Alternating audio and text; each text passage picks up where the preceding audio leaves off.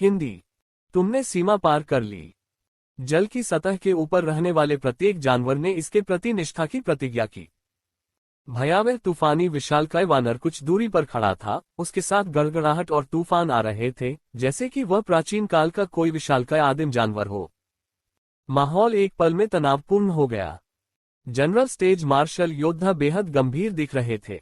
वे अवचेतन रूप से एक साथ इकट्ठे हुए और विशालकाय बंदर को ऐसे देखा जैसे वे किसी बड़े दुश्मन का सामना कर रहे हों। अब क्या, ये समुद्री जानवर मेरी उम्मीदों से कहीं ज्यादा है। गवर्नर जियांग ने असहज भाव से बड़बड़ाया। सभी ने अपना सिर हिलाया और अवाक रह गए। क्या होगा अगर हम हार मान लें? एक घृणित आवाज उनके कानों में पड़ी। सभी ने एक साथ वांग दापाओ की ओर देखा। वांग दापाओ चौंक गया। कई जोड़ी आंखें उस पर थीं और उसे अचानक ठंड लगने लगी। शर्मिंदा होकर वह अजीब तरह से खांसने लगा। बस मजाक कर रहा था, बस मजाक कर रहा था। ऐसी स्थिति में उनके पास वास्तव में कोई बेहतर उपाय नहीं था। वे या तो आत्मसमर्पण कर सकते थे या फिर मौत तक लड़ सकते थे, लेकिन कोई भी समुद्री जानवरों के सामने आत्मसमर्पण करने को तैयार नहीं होगा। ये इंसानों और समुद्री जानवरों के बीच द्वंद्व था। इसके अलावा ये पहली बार था कि वे इतने बड़े पैमाने पर भिड़े थे। देश भर की अनगिनत आंखें उन्हें देख रही थीं।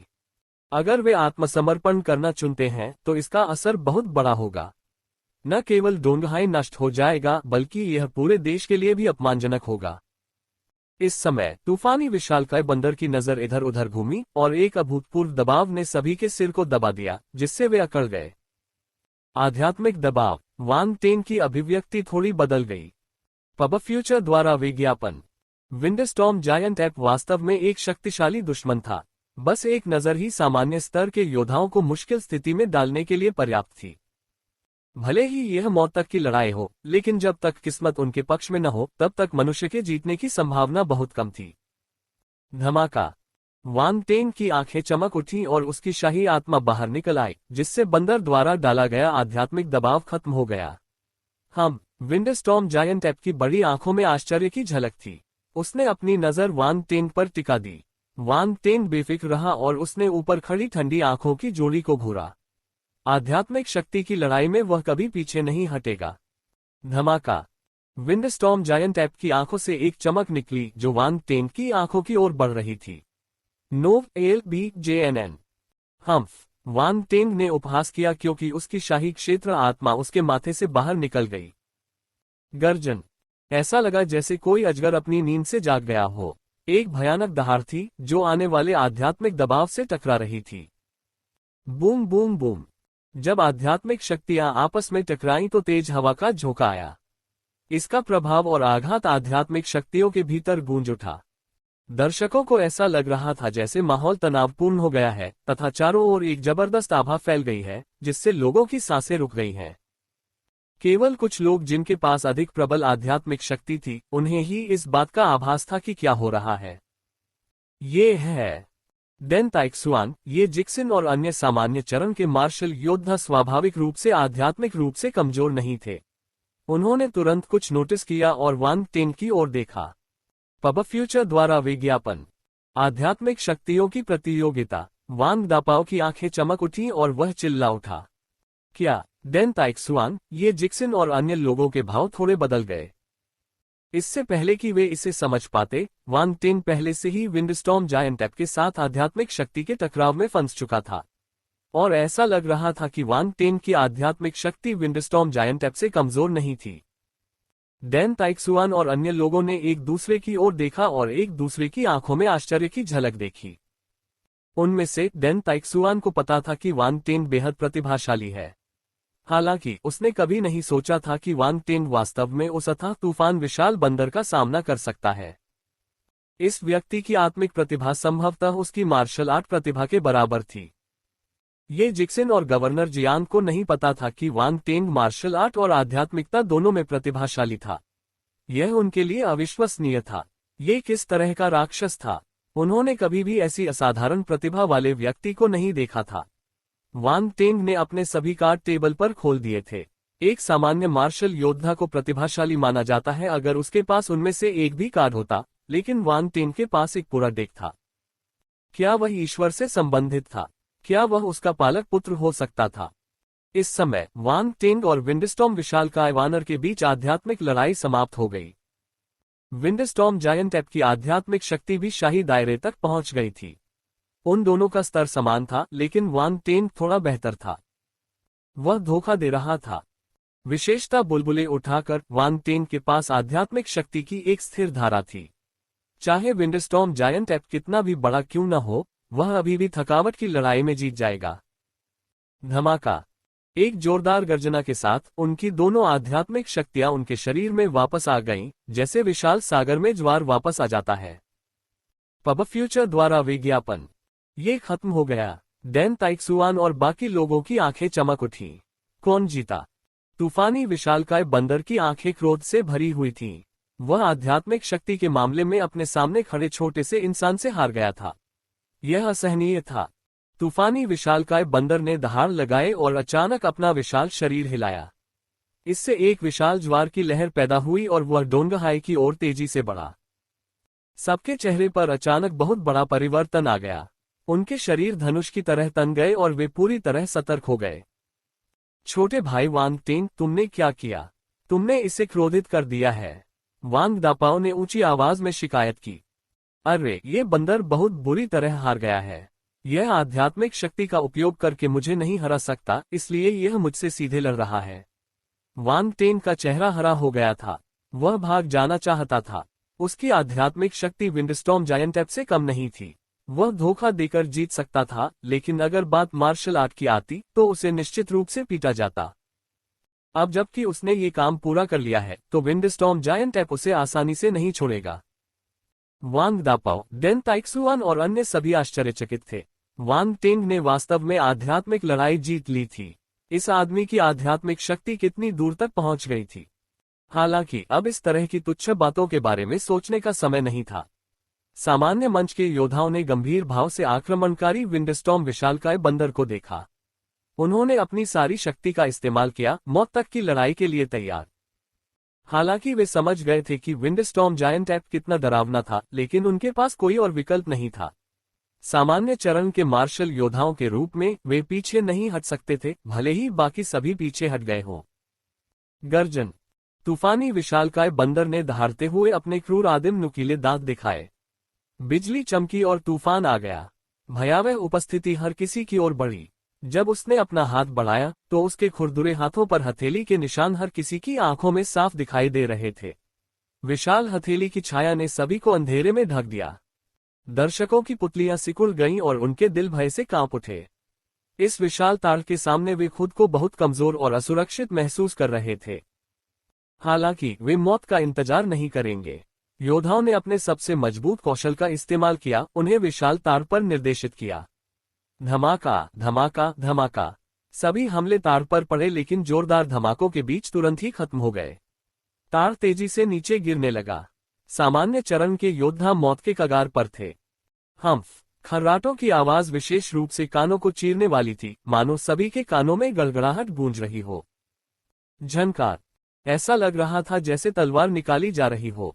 एक चमकदार तलवार की चमक क्षितिज पर फैल गई, अपने साथ एक बेजोड़ उपस्थिति लेकर आए। एक पल में ये विंडस्टॉर्म जायंट एप के शरीर से टकरा गई। तलवार की भयावह चमक तुरंत गायब नहीं हुई, बल्कि इसने विंडस्टॉर्म जायंट एप को कुछ कदम पीछे हटने पर मजबूर कर दिया। धमाका। तूफानी विशालकाय बंदर ने अपना संतुलन खो दिया। फिर वह पीछे की ओर गिर गया और समुद्र में जा गिरा। तुमने सीमा पार कर ली। समझौता। तुमने सीमा पार कर ली। आवाज बहुत पुरानी लग रही थी और तेज भी नहीं थी। हालांकि शांत स्वर में एक छिपी हुई दृढ़ता और दृढ़ता थी। सबने अपना सिर घुमाया। एक बूढ़ा और झुका हुआ व्यक्ति दूर से धीरे धीरे चलता हुआ आया। उसके हाथ में कोई हथियार नहीं था। उसके हाथ उसकी पीठ के पीछे थे और उसकी पीठ मुड़ी हुई थी। चेहरे पर झुर्रियां थीं और वह एक साधारण बूढ़े आदमी की तरह दिख रहा था। लेकिन वह हवा में चल रहा था। वह 3 ऊंचे पहाड़ों पर तैरता हुआ गया, सभी समुद्री जानवरों के बीच से गुजरा और आखिरकार सामने आ गया। कोई भी इस बूढ़े व्यक्ति को एक साधारण व्यक्ति की तरह व्यवहार करने का साहस नहीं करेगा, विशेषकर उस आश्चर्यजनक ब्लेड के बाद। वांग टेंग उस बूढ़े आदमी को देखकर दंग रह गया। उसकी आंखों में आश्चर्य था। ये बूढ़ा आदमी हुआंगहाई मिलिट्री अकादमी के गेट पर तैनात पुराना गार्ड था। वांग टेंग अवाक रह गया। उसने कभी नहीं सोचा था कि एक साधारण सुरक्षा गार्ड इतना शक्तिशाली हो सकता है कि वह विंडस्टॉर्म जायंट एप से लड़ सके। यह अविश्वसनीय था। अतीत में जब भी वांग टेंग हुआंगहाई मिलिट्री अकादमी के गेट से बाहर निकलता था तो गार्ड उसे सावधान रहने और हर समय अपना ख्याल रखने की याद दिलाता था। कभी कभी जब वह दूसरे छात्रों से इस बारे में बात करता था तो हुआंगहाई के छात्र भी कहते थे कि यह गार्ड सभी छात्रों को इसी तरह सलाह देता है। वह एक दयालु बूढ़े व्यक्ति की तरह था जो स्कूल के गेट से बाहर निकलने वाले हर छात्र के लिए चिंतित रहता था। इसलिए वांग टेंग उसे गलत तरीके से नहीं पहचानता था। बुजुर्ग ने उसे देखा और उसे देखकर सिर हिलाया, उसे एक सौम्य मुस्कान दी। बूढ़े हान, तुम। डैन ताइक्सुआन भी उस बूढ़े आदमी को देखकर चौंक गई। उसने जल्दी से उसे आवाज लगाई। हालांकि इससे पहले कि वह कुछ कह पाती, बूढ़े व्यक्ति ने अपना हाथ उठाकर उसे रोक दिया। ये जिक्सन, वांग दापाओ और गवर्नर जियांग इस बुजुर्ग को नहीं जानते थे। वे भ्रमित थे। डोंगहाई में ऐसा दुर्जय चरित्र कब था? पब फ्यूचर द्वारा विज्ञापन। तभी ये जिक्सन और गवर्नर जियांग ने वांग दापाओ की ओर देखा। ये भी एक छुपा हुआ शक्तिशाली मार्शल योद्धा था। इस सामान्य स्तर के मार्शल योद्धा ने अतीत में खुद को बिल्कुल भी प्रकट नहीं किया था। क्या आजकल हर कोई लो प्रोफाइल रहना पसंद करता है? एक चतुर व्यक्ति शहर में छिपा है। जैसे ही ये विचार सभी के मन में कौंधे, उन्होंने तुरंत समुद्र की ओर देखा। लहरें उछलने लगी, लुढ़कने लगी। समुद्र की सतह से एक काली परछाई निकलकर बाहर आए। गर्जन। तेज गर्जना के बीच समुद्र का पानी सीधे आसमान में उछला और भारी बारिश की तरह बरसने लगा। समुद्र में विंडस्टॉर्म जायंट एप की बड़ी आकृति एक बार फिर सबके सामने प्रकट हुई। पीछे हटो। बूढ़े हान ने अपना सिर उठाया और एक जोड़ी मैली आंखों से विंडस्टॉर्म जायंट एप को देखा। उसकी आवाज शांत थी। जनरल स्टेज मार्शल योद्धा ने एक दूसरे को देखा और झिझकते हुए कहा। अंत में वे फिर भी उसके पीछे चले गए। बूढ़े आदमी, तुम कौन हो? तूफानी विशालकाय बंदर की गरिमापूर्ण आवाज गूंजी। उसने अपना विशाल सिर नीचे कर लिया। सारा समुद्री पानी उसके शरीर से गिर चुका था। आखिरकार हर कोई उसे साफ साफ देख सकता था। विंडस्टॉर्म जायंट एप के शरीर पर ब्लेड का निशान था और घाव से ताजा खून बह रहा था। मानव। इसकी तुलना में बूढ़े हान की आवाज बेहद संयमित थी। उसका जवाब सरल और सीधा था। मानव। बूढ़ा हान सही था। अब वह सभी मनुष्यों का प्रतिनिधित्व करता है। Ads by PubFuture. दोनों पक्ष चुप रहे जबकि तूफानी विशालकाय बंदर ओल्ड हान को ठंडी निगाहों से देख रहा था। माहौल शांत हो गया। बूढ़े हान की निगाह में कोई बदलाव नहीं आया। उसने बंदर को उदासीनता से देखा। कुछ देर बाद उसने अपना मुंह खोला। पीछे हटो। तुम्हें समुद्र से निकलकर इंसानों की दुनिया में कदम नहीं रखना चाहिए था। अगर मैं ऐसा न करूं तो क्या होगा? विंडस्टॉर्म जायंट एप ने जवाब दिया। मनुष्य कभी मौत से नहीं डरता। बूढ़े हान की नजर तेज हो गई। उसके शरीर से एक दबंग आभा फूट पड़ी। उसका झुका हुआ शरीर अचानक विशालकाय बंदर जितना विशाल दिखाई देने लगा। उसने सख्ती से कहा, या तुम ये परखना चाहोगे कि मेरी तलवार कितनी तेज है? तूफानी विशालकाय बंदर की आंखों में डर झलक रहा था। उसे अपनी छाती पर लगे घाव से दर्द महसूस हो रहा था, लेकिन वह अपनी कायरता नहीं दिखा पा रहा था। अगर दूसरे लोग उसे कायरता से कांपते हुए देखेंगे तो वह अपनी गरिमा कहाँ रखेगा? NOWELLBEIN.CO। हम्फ। तूफानी विशालकाय बंदर ने अपने आसपास के वातावरण को देखा और सूंघ कर बोला। फिर उसकी नजर पास ही के पहाड़ पर पड़ी। उन्हें छोड़ दो और मैं पीछे हटने पर विचार करूंगा। अगर नहीं तो चलो इस लड़ाई को मरते दम तक जारी रखते हैं। जैसे ही उसने ये कहा, वांग टेंग और दूसरे इंसानों के हाव भाव बदल गए। विंडस्टॉर्म जायंट एप उन लॉर्ड लेवल समुद्री जानवरों का जिक्र कर रहा था जिन्हें पकड़ा गया था। वांग टेंग दूसरों की तुलना में अधिक क्रोधित था। धिक्कार है, वे समुद्री भोजन की दावत थी जो उसने खुद के लिए तैयार की थी। ये बेवकूफ बंदर उसका खाना चुराने की कोशिश कर रहा था। वह इसे सहन नहीं कर सका। वांग दापाओ भी इसे स्वीकार नहीं कर सके। उच्च गुणवत्ता वाले समुद्री भोजन का आनंद लेने का उनका सपना चकनाचूर हो गया। उन्होंने अपनी लार निगल ली और दया से आह भरी। जहां तक अन्य सामान्य चरण के मार्शल योद्धाओं का सवाल है, उनके चेहरे पर बदसूरत भाव उभर आए। उनसे 3 प्रभु स्तरीय समुद्री जानवरों को छोड़ने के लिए कहना उनसे समझौता करने के लिए कहने के बराबर था। यह एक स्पष्ट धमकी थी। पीछे खड़े लोग सामने की स्थिति पर ध्यान दे रहे थे। कुछ लोग असहाय महसूस कर रहे थे जबकि अन्य अनिच्छुक थे। वे अपमानित और निराश महसूस कर रहे थे। हालांकि कुछ लोगों की यह भी इच्छा थी कि वे इस लंबी लड़ाई को समाप्त करने के लिए 3 प्रभु स्तरीय समुद्री जानवरों को सौंप सकते थे। पब फ्यूचर द्वारा विज्ञापन। सामान्य मनुष्यों के लिए शांति उनकी सबसे बड़ी इच्छा थी। हालांकि जो बात मायने रखती थी वह सामान्य स्तर के मार्शल योद्धाओं की राय थी, उनकी नहीं। तुम और अन्य समुद्री जानवर 10 किलोमीटर पीछे हट जाओ। बूढ़े हान ने अपना मुंह खोला। तूफानी विशालकाय बंदर ने बिना समय बर्बाद किए उसके हाथ की एक लहर से अन्य समुद्री जानवर समुद्र में डूब गए और दूर तैर गए। साथ ही इसने अपने कदम पीछे भी खींचने शुरू कर दिए। बूढ़े हान, क्या हम वाकई उन्हें प्रभु स्तर के समुद्री जानवर सौंपने जा रहे हैं? हमने उन्हें पकड़ने की बहुत कोशिश की, वांग दापाओ ने अनिच्छा से कहा। तो फिर तुम उस तूफानी विशालकाय बंदर को क्यों नहीं रोकते? बूढ़े हान ने उसकी ओर देखा और बेपरवाही से जवाब दिया। वांग दापाओ शर्मिंदगी से मुस्कुराया। अब उसकी हिम्मत नहीं हुई कि वह कुछ और बोल सके। बूढ़े हान ने आह भरी। उसने वांग टेंग की ओर देखा और कहा, उन्हें यहां ले आओ। वांग टेंग अभी भी हिचकिचा रहा था। आखिरकार वह बिना कुछ कहे वापस उड़ गया और 3 विशालकाय समुद्री जानवरों को उठा लिया। उसकी ताकत के कारण इन 3 समुद्री जानवरों का वजन और आकार उसके लिए कुछ भी नहीं था। 3 विशाल समुद्री जानवर बल के जाल में फंस गए थे। वांग टेंग ने एक हाथ में बड़ा जाल उठाया जिससे 3 प्रभु स्तर के समुद्री जानवर हवा में लटक गए। उन्हें छोड़ दो। तूफानी विशालकाय बंदर की आंखें चमक उठीं। उसकी आवाज से हवा में कंपन होने लगा। हालांकि वांग टेंग पर इसका कोई असर नहीं हुआ। उसने ओल्ड हान की तरफ देखा। बूढ़े हान ने उसकी ओर सिर हिलाया। वांग दापाओ, डेन ताइक्सुआन और अन्य लोगों ने अपना मुंह खोला, लेकिन अंत में उन्होंने कुछ नहीं कहा। वांग टेंग ने उसे कोई जवाब नहीं दिया। उसने तीनों समुद्री जानवरों को उठा लिया और आगे बढ़ गया। युवा मानव, तुम्हारा नाम क्या है? तूफानी विशालकाय बंदर ने वांग टेंग को ठंडी निगाहों से देखा। उसकी आवाज एक बार फिर सुनाई दी। वांग टेंग ने इसे अनदेखा करना जारी रखा। इसके बजाय उसने अचानक वेब पर पन्ना ग्लेज्ड लॉ को प्रज्वलित कर दिया। स्वूश स्वूश स्वूश। तीनों प्रभु स्तर के समुद्री जानवर अचानक दर्द के कारण जाग गए, पीड़ा में चीखने लगे। जल्द ही उन्होंने सामने तूफान विशाल बंदर को देखा और खुशी से चिल्लाए, मेरे राजा, हमें बचाओ, हमें बचाओ। तुम खुश लग रहे हो।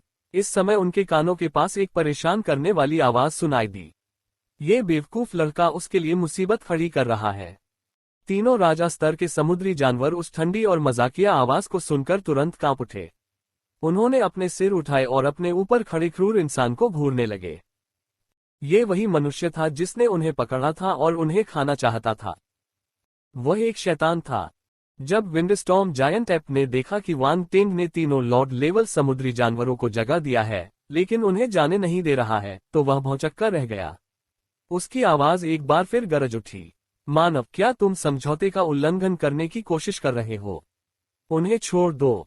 इस बार उसका स्वर अधिक सशक्त था तथा उसमें भारी दबाव था। बूढ़े हान और अन्य लोगों ने वांग टेंग को देखा।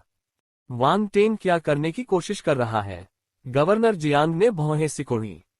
क्या ये बदमाश फिर से परेशानी खड़ी कर रहा है? डेन ताइक्सुआन ने अपनी भौहें ऊपर उठाई और मन ही मन बुदबुदाई। हालांकि उसने यह बात जोर से नहीं कही। 3 प्रभु स्तर के समुद्री जानवरों को तूफान विशाल बंदर की बातें सुनने के बाद अधिक आत्मविश्वास महसूस हुआ। वे चिल्लाए, मानव, छोड़ दो।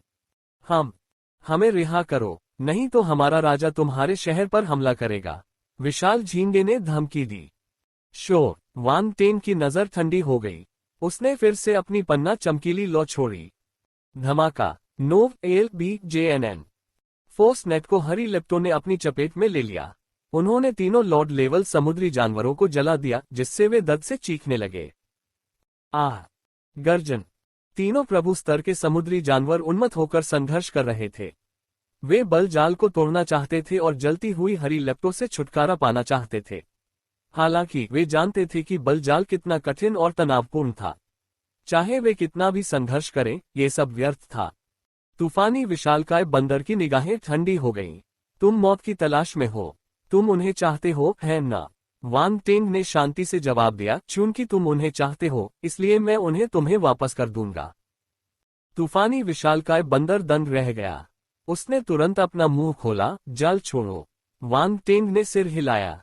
उसने सीधे तूफानी विशालकाय बंदर की तरफ देखा और धीरे धीरे जाल उठाया। तीनों प्रभु स्तर के समुद्री जानवर उसके करीब आते गए।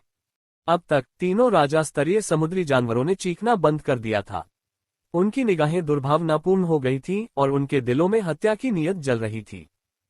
एक राजा स्तर के समुद्री जानवर के रूप में उन्हें पहले कभी इस तरह के व्यवहार का सामना नहीं करना पड़ा था। उनके सामने मौजूद इंसान को मरना ही होगा। जैसे ही वे जाल से मुक्त होंगे, यह मानव मर जाएगा। पब फ्यूचर द्वारा विज्ञापन। बहुत जल्द ही वांग टेंग ने तीनों समुद्री जानवरों को अपने पैरों के पास खींच लिया। उसने उन पर नजर डाली और अचानक मुस्कुराया, हल्के फुल्के लहजे में कहा, आओ मैं तुम सबको आजाद कर दूं। तीनों प्रभु स्तर के समुद्री जानवर बहुत खुश थे। आजादी उनकी पहुंच में थी। वे बहुत जल्द ही अपने सामने इस इंसान को मार सकते थे और उस अपमान का बदला ले सकते थे जो उसने उन्हें दिया था। वांग टेंग ने गहरे समुद्र में रहने वाले विशालकाय अजगर की ओर अपना हाथ बढ़ाया। सभी लोग उसे घूरने लगे। किसी कारण से वे घबरा गए। डैन ताइक्सुआन और अन्य लोग समुद्री जानवरों के प्रतिशोध की प्रतीक्षा कर रहे थे। आखिरकार कोई भी समुद्री जानवरों की विश्वसनीयता पर दांव लगाने की हिम्मत नहीं कर सकता था। तभी अचानक एक परिवर्तन घटित हुआ। बिना किसी चेतावनी के वांग टेंग की आस्तीन से एक तेज चमक निकली और गहरे समुद्र में मौजूद विशालकाय अजगर की आंखों में जा लगी। गर्जन। गहरे समुद्र में रहने वाले विशालकाय अजगर की आंखों में खुशी कम होने का कोई समय नहीं था। उसकी पुतलियां सिकुड़कर एक रेखा में सिमट गईं, लेकिन तब तक बहुत देर हो चुकी थी। भयंकर दर्द ने उसके शरीर को झकझोर दिया और वह पीड़ा में फुफकारने लगा। फिर उसकी आवाज अचानक बंद हो गई। गहरे समुद्र में रहने वाला विशालकाय अजगर अकड़ने से पहले हिंसक रूप से छटपटाया। यह मर चुका था। इसे वांग टेंग ने मार डाला। तुम्हारी हिम्मत कैसे हुई? विशाल झींगे और विशाल ऑक्टोपस ने अविश्वास में अपनी आंखें बड़ी कर ली और अपने सामने खड़े इंसान को घूरने लगे। इस इंसान ने विंडस्टॉर्म जायंट ऐप की नाक के नीचे उन्हें मारने की हिम्मत की। वह पागल होना चाहिए। अब आपकी बारी है। वांग टेंग ने अचानक अपना सिर घुमाया और उनकी ओर मुस्कुराया। जैसे ही उसने बोलना समाप्त किया, गहरे समुद्र में रहने वाले विशालकाय अजगर की दूसरी आंख से तेज रोशनी निकली और सीधे विशालकाय ऑक्टोपस की आंख पर जा लगी। नहीं, विशाल ऑक्टोपस ने भयंकर दहाड़ लगाई, लेकिन यह व्यर्थ था। छींटे। प्रकाश की किरण उसकी आंख में घुस गई और सब कुछ खत्म हो गया। उसी समय वांग टेंग बड़े झींगे के सामने आ गया। उसने झींगे को थप्पड़ मारा, जबकि वह हैरानी से उसे देख रहा था। धमाका। थप्पड़ का सीधा असर उसके सिर पर पड़ा। एक भयावह शक्ति बाहर निकली। विशालकाय झींगा कांप उठा। उसका शरीर अकड़ गया और वह वहीं मर गया। गहरे समुद्र में रहने वाले विशालकाय अजगर के मारे जाने के बाद एक पल में ही अन्य दो प्रमुख समुद्री जानवर वांग टेंग के हाथों मर गए। ऐसा लग रहा था कि इसमें बहुत समय लगेगा, लेकिन सब कुछ 3 सांसों में ही हो गया। Ads by PubFuture. पीछे खड़े सामान्य मंच के योद्धा दंग रह गए।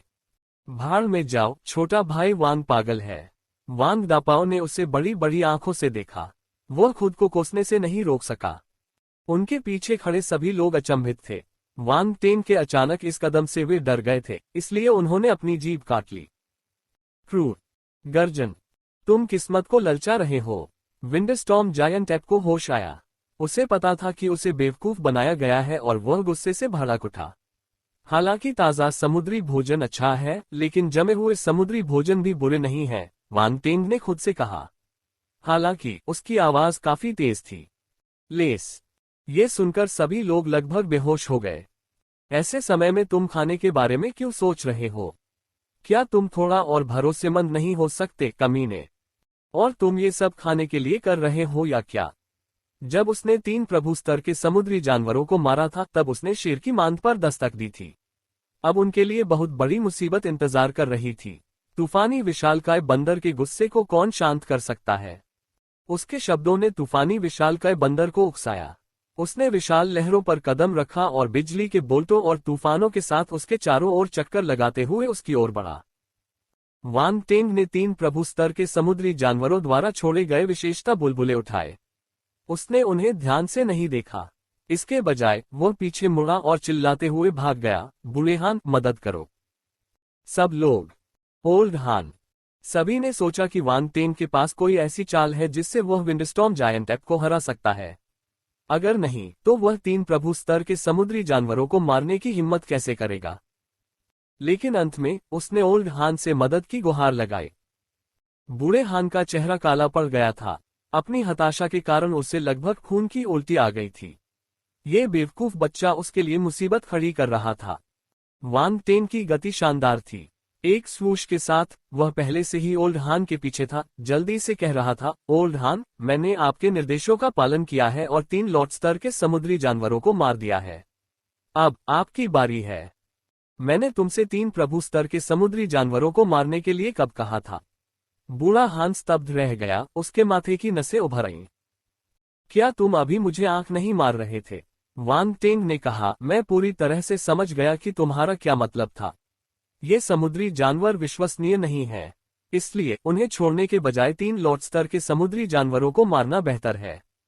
तुम बहुत समझदारी से काम लेते हो। बूढ़ा हान अवाक रह गया। मैंने उन्हें पहले ही मार दिया है, इसलिए अब इस बारे में बात करने का कोई मतलब नहीं है। आपको इससे लड़ना चाहिए। अपनी क्षमता के साथ आपको डरना नहीं चाहिए। वांग टेंग ने देखा कि ओल्ड हान की अभिव्यक्ति अजीब लग रही थी, इसलिए उसने जल्दी से उसकी तारीफ की। बूढ़े हान ने गहरी सांस ली। मेरे यहां से चले जाओ। रास्ता। Ads by PubFuture. Wang Teng आज्ञाकारी भाव से पीछे की ओर भागा। ओल्ड हान, डैन ताइक्सुआन और अन्य लोगों के चेहरे पर अजीब भाव थे। वे वांग टेंग को ऐसे देख रहे थे जैसे वह कोई अपशकुन हो। तुम्हारा दिमाग कहाँ है? तुम इतने मूर्ख कैसे हो सकते हो? ये जिक्सिन अवाक रह गया। प्रिंसिपल, मैं आपका सम्मान करता हूं, लेकिन आप मुझे फंसा रहे हैं। इससे मैं दुखी हूं। वांग टेंग ने अपनी आंखें घुमाए और आगे कहा, मैं ये सबके लिए कर रहा हूं। अगर समुद्री जानवर विश्वसनीय होते तो आज युद्ध नहीं होता। हम तीनों लॉर्ड लेवल समुद्री जानवरों को क्यों नहीं मार रहे हैं? क्या हम उनके फिर से हम पर आक्रमण करने का इंतजार कर रहे हैं? ये जिक्सिन, डैन ताइक्सुआन और अन्य लोगों को ये स्वीकार करना पड़ा कि वांग टेन की बात समझ में आती है, लेकिन फिर भी उन्हें यह अजीब लगा। वांग दापाओ ने राहत की सांस ली। उन्हें लगा कि उनका समुद्री भोजन बच गया। उनके दिल में प्रशंसा उमड़ पड़ी। उनका छोटा भाई वांग एक दुष्ट आदमी था। ऐसी स्थिति में हमें बताओ कि अब हमें क्या करना चाहिए। बूढ़ा हान घायल हो गया है। वह इतने सालों से इसे दबा रहा है, इसलिए वह शायद विंडस्टॉर्म जायंट एप को रोकने में सक्षम न हो। डैन ताइक्सुआन ने गहरी सांस ली और गंभीरता से कहा, वह घायल हो गया है। वांग टेन के चेहरे पर भाव बदल गए। उसने कभी नहीं सोचा था कि ऐसा कुछ हो सकता है। पहले तो उसने सोचा कि ओल्ड हान की क्षमता से वह विंडस्टॉर्म जायंट एप को रोक पाएगा। दूसरे मार्शल योद्धा बचे हुए समुद्री जानवरों को रोक लेंगे और दोनों पक्ष ताकत के मामले में बराबरी पर होंगे। उनके पास जीतने के कुछ मौके होंगे। लेकिन ये जानने के बाद कि बूढ़ा हान घायल हो गया है, उनकी ताकत बराबर नहीं होगी। आपने ये पहले क्यों नहीं कहा? वांग टेंग ने असहाय होकर कहा, मैं विंडस्टॉर्म जायंट एप को बेवकूफ बनाना चाहता था, लेकिन मुझे उम्मीद नहीं थी कि तुम इतने साहसी होगे। तुमने 3 लॉर्ड लेवल समुद्री जानवरों को तुरंत मार डाला। डैन ताइक्सुआन को भी नहीं पता था कि क्या करना है। वह जानती थी कि वह विंडस्टॉर्म जायंट एप को दोष नहीं दे सकती, लेकिन फिर भी उसके दिल में गुस्सा उबल रहा था। धमाका। जब वे बात कर रहे थे तभी ओल्ड हान और विंडस्टॉर्म जायंट एप आपस में टकरा गए। एक भयावह विस्फोट हुआ। ऐसा लग रहा था जैसे बूढ़ा हान एक तेज चांदी सफेद ब्लेड में बदल गया हो। उसका पूरा शरीर उसकी ब्लेड चेतना के साथ विलीन हो गया था। वह ब्लेड था और ब्लेड वह था। अपने शरीर को अदम्य ब्लेड आभा में समाहित करके वह बेजोड़ ऊर्जा के साथ विंडस्टॉर्म जायंट एप की ओर बढ़ा। गर्जन। तूफानी विशालकाय बंदर ने गुस्से से दहाड़ लगाई। उसके हाथ में चट्टान से बना एक विशालकाय लंबा डंडा दिखाई दिया। उस पर बिजली और हवा का बल उलझा हुआ था। वह ब्लेड की चमक से जोर से टकराया। वांग टेन का चेहरा उदास हो गया। उसने अपने गुण पैनल को स्कैन किया और खुद से कहा, ऐसा लगता है कि मैं केवल उसी का उपयोग कर सकता हूं। कदम। अभी अभी उन्होंने विशेषता बुलबुले का एक और दौर उठाया था, इसलिए उनकी रिक्त विशेषता संख्या एक बार फिर बढ़ गई थी, जो 15,800 अंक तक पहुंच गई थी। वांग टेंग ने बिना किसी हिचकिचाहट के अपने स्पेस टोर्नेडो में रिक्त विशेषताएं जोड़ दी। ये कौशल ही एकमात्र ऐसा था जो अब स्थिति को बदल सकता था। रिक्त विशेषताओं के 15,800 अंक जोड़ने के बाद उसके स्पेस टॉर्नेडो की दक्षता में तेजी से वृद्धि हुई। इसने फाउंडेशन स्तर, छोटी उपलब्धि स्तर और बड़ी उपलब्धि स्तर को पार किया और पूर्ण चरण पर रुक गया। स्पेस टॉर्नेडो के लिए प्रत्येक चरण की आवश्यकता घातीय थी, इसलिए प्रत्येक चरण तक पहुंचने के लिए अधिक से अधिक रिक्त विशेषताओं की आवश्यकता थी। फाउंडेशन चरण के लिए 100 अंक, छोटी उपलब्धि चरण के लिए 1000 अंक, बड़ी उपलब्धि चरण के लिए 5000 अंक और पूर्ण चरण के लिए 10,000 अंक की आवश्यकता थी। अंतरिक्ष बवंडर 9776 बटा 10,000 पूर्ण। उनका स्पेस टॉर्नेडो कौशल लगभग पूर्ण अवस्था के शिखर पर पहुंच चुका था। वांग टेन की स्पेस टॉर्नेडो की समझ लगभग पूरी हो चुकी थी। उसे लगा कि अब उसके लिए इसे अंजाम देना मुश्किल नहीं होगा। वह इसे अपनी अंतरिक्ष प्रतिभा के साथ भी जोड़ सकता है। कुछ अप्रत्याशित रसायन विज्ञान हो सकता है। वांग टेन की आंखों में एक तेज चमक उभरी जब उसे आयामी दरार में देखे गए अंतरिक्ष बवंडर की याद आई। उसकी नजर गहरी हो गई। उसकी काली पुतलियां एक अंतहीन जगह की तरह थीं जिसमें बवंडर घूम रहा था। उसने अपनी बाहें उठाई और उसके सामने की जगह अचानक विकृत हो गई। आस्म तूफान। अंतरिक्ष अचानक हिल गया और अजीब उतार चढ़ाव के निशान आसपास तक फैल गए। डेन ताइक्सुआन, ये जिक्सिन और अन्य सामान्य चरण के मार्शल योद्धाओं ने तुरंत असामान्यता को नोटिस किया। उनके हाव भाव अचानक बदल गए। अंतरिक्ष में उतार चढ़ाव क्यों होते हैं? हर कोई हैरान था। वे भ्रमित और चिंतित थे। क्या अब अंधेरे प्रेत आक्रमण कर रहे थे? सभी के दिलों में एक बुरी भावना थी। आखिरकार उन्होंने अंतरिक्ष में इसी तरह के उतार चढ़ाव तभी देखे थे जब आयामी दरारें दिखाई दी थी। NOWELLBEIN.CO। और पृथ्वी पर आयामी दरारें दिखाई देने का मतलब केवल अंधेरे प्रेतों का आक्रमण होगा। यदि ऐसा हुआ तो यह आग में घी डालने जैसा होगा। समुद्री जानवरों के साथ लड़ाई अभी खत्म नहीं हुई थी, फिर भी काली प्रेतात्माएं उन पर आक्रमण कर रही थीं। क्या वे बारी बारी से हमला कर रहे थे? सामान्य स्तर के मार्शल योद्धाओं के चेहरे बदसूरत हो गए और उनके सिर नकारात्मक विचारों से घिर गए, जिससे उनके चेहरे पर हार मानने का भाव प्रकट हो रहा था। खांसी, खांसी। एक अजीब सी खांसी ने चुप्पी तोड़ी। ज्यादा मत सोचो, मैंने ऐसा किया है। बोलने वाला व्यक्ति वांग टेन था। जब उसने उनके चेहरों पर भाव देखे तो वह समझ गया कि उनके मन में क्या चल रहा है। सभी, उनमें से कई लोग वांग टेन को देखकर भ्रमित हो गए। अचानक उन्हें एहसास हुआ कि स्थानिक उतार चढ़ाव वांग टेन के इर्द गिर्द केंद्रित थे। तो क्या उन्होंने गलत निर्णय लिया? पब फ्यूचर द्वारा विज्ञापन। आपके पास अंतरिक्ष प्रतिभा भी है? गवर्नर जियांग ने आश्चर्य से पूछा। डेन ताइक्सुआन की आंखें चमक उठी क्योंकि उसे अचानक याद आया कि वांग टेन ने स्टार मेपल सिटी की लड़ाई के दौरान 8 भुजाओं वाले शैतान जनरल को मारने के लिए स्थानिक तकनीकों का इस्तेमाल किया था। यदि ऐसा होता तो यह कोई अजीब बात नहीं होती। गवर्नर जियांग के सवाल का सामना करते हुए वांग टेन ने टिप्पणी करने से इनकार कर दिया। आपके लिए थोड़ा पीछे हटना बेहतर है। अगले को नियंत्रित करना अधिक कठिन हो सकता है। तुम क्या करने की योजना बना रहे हो? डेन ताइक्सुआन की अभिव्यक्ति थोड़ी बदल गई।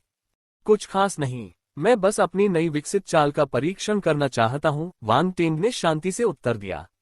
उसने बेशर्मी से अंतरिक्ष बवंडर को अपनी उपलब्धि के रूप में दावा करना शुरू कर दिया। डेन ताइक्सुआन और बाकी लोगों ने स्वाभाविक रूप से ऐसा नहीं किया। जब उन्होंने वांग टेन की बातें सुनी, उन्हें अभी भी कुछ गड़बड़ का एहसास हुआ, खासकर जब उन्होंने उसका शांत चेहरा देखा। ये बदमाश शायद कुछ परेशानी खड़ी कर रहा है। नहीं, शायद यहाँ उचित शब्द नहीं था। ये बदमाश परेशानी खड़ी कर रहा था। क्या तुम्हें यकीन है? डेन ताइक्सुआन ने भौहें सिकोड़कर पूछा। भले ही वांग टेन के पास अंतरिक्ष प्रतिभा हो, लेकिन उसके और विंडस्टॉर्म जायंट ऐप के बीच का अंतर बहुत बड़ा था। भले ही वह इसे अंजाम देने में कामयाब हो जाए, फिर भी वह मुकाबला नहीं कर सकता। 50-50। वांग टेन ने अपना भाव बदले बिना कहा। सब लोग, 50-50 से आपका क्या मतलब है? वे सभी जानते थे कि यह कोई गंभीर जवाब नहीं था। वे पहले से ही इतनी विकट स्थिति में थे, उसे बेवकूफी बंद कर देनी चाहिए। Ads by PubFuture. Wang ten ने कुछ नहीं कहा और उसकी अभिव्यक्ति गंभीर हो गई। उसके केंद्र में होने से अंतरिक्ष में उतार चढ़ाव और अधिक तीव्र हो गए और लहरें ऐसी लहरें बनाने लगीं जो नंगी आंखों से भी दिखाई दे रही थीं और बाहर की ओर फैल रही थीं। डेन ताइक्सुआन और बाकी लोग बहुत करीब थे और उन्हें सीधे महसूस कर सकते थे। अंतरिक्ष में उतार चढ़ाव ने उन्हें अस्थिर महसूस कराया और उनके दिलों में खतरे की एक मजबूत भावना उभरी। अंतरिक्ष ऐसी चीज नहीं थी जिस पर एक सामान्य मार्शल योद्धा अपनी उंगली रख सके। एक सामान्य स्तर के मार्शल योद्धा के लिए भी अंतरिक्ष के अस्तित्व को समझना बेहद दुर्लभ था। जैसे जैसे स्थानिक उतार चढ़ाव तीव्र होते गए, आसपास का वातावरण अचानक दरकने लगा। यहां तक कि एक सामान्य स्तर का योद्धा भी आयामी दरारों से टुकड़े टुकड़े हो गया। भले ही वे मौत से बचने में कामयाब हो गए हों, लेकिन वे गंभीर चोटों से नहीं बच पाए। पीछे हटने से पहले उन्होंने एक दूसरे को देखा।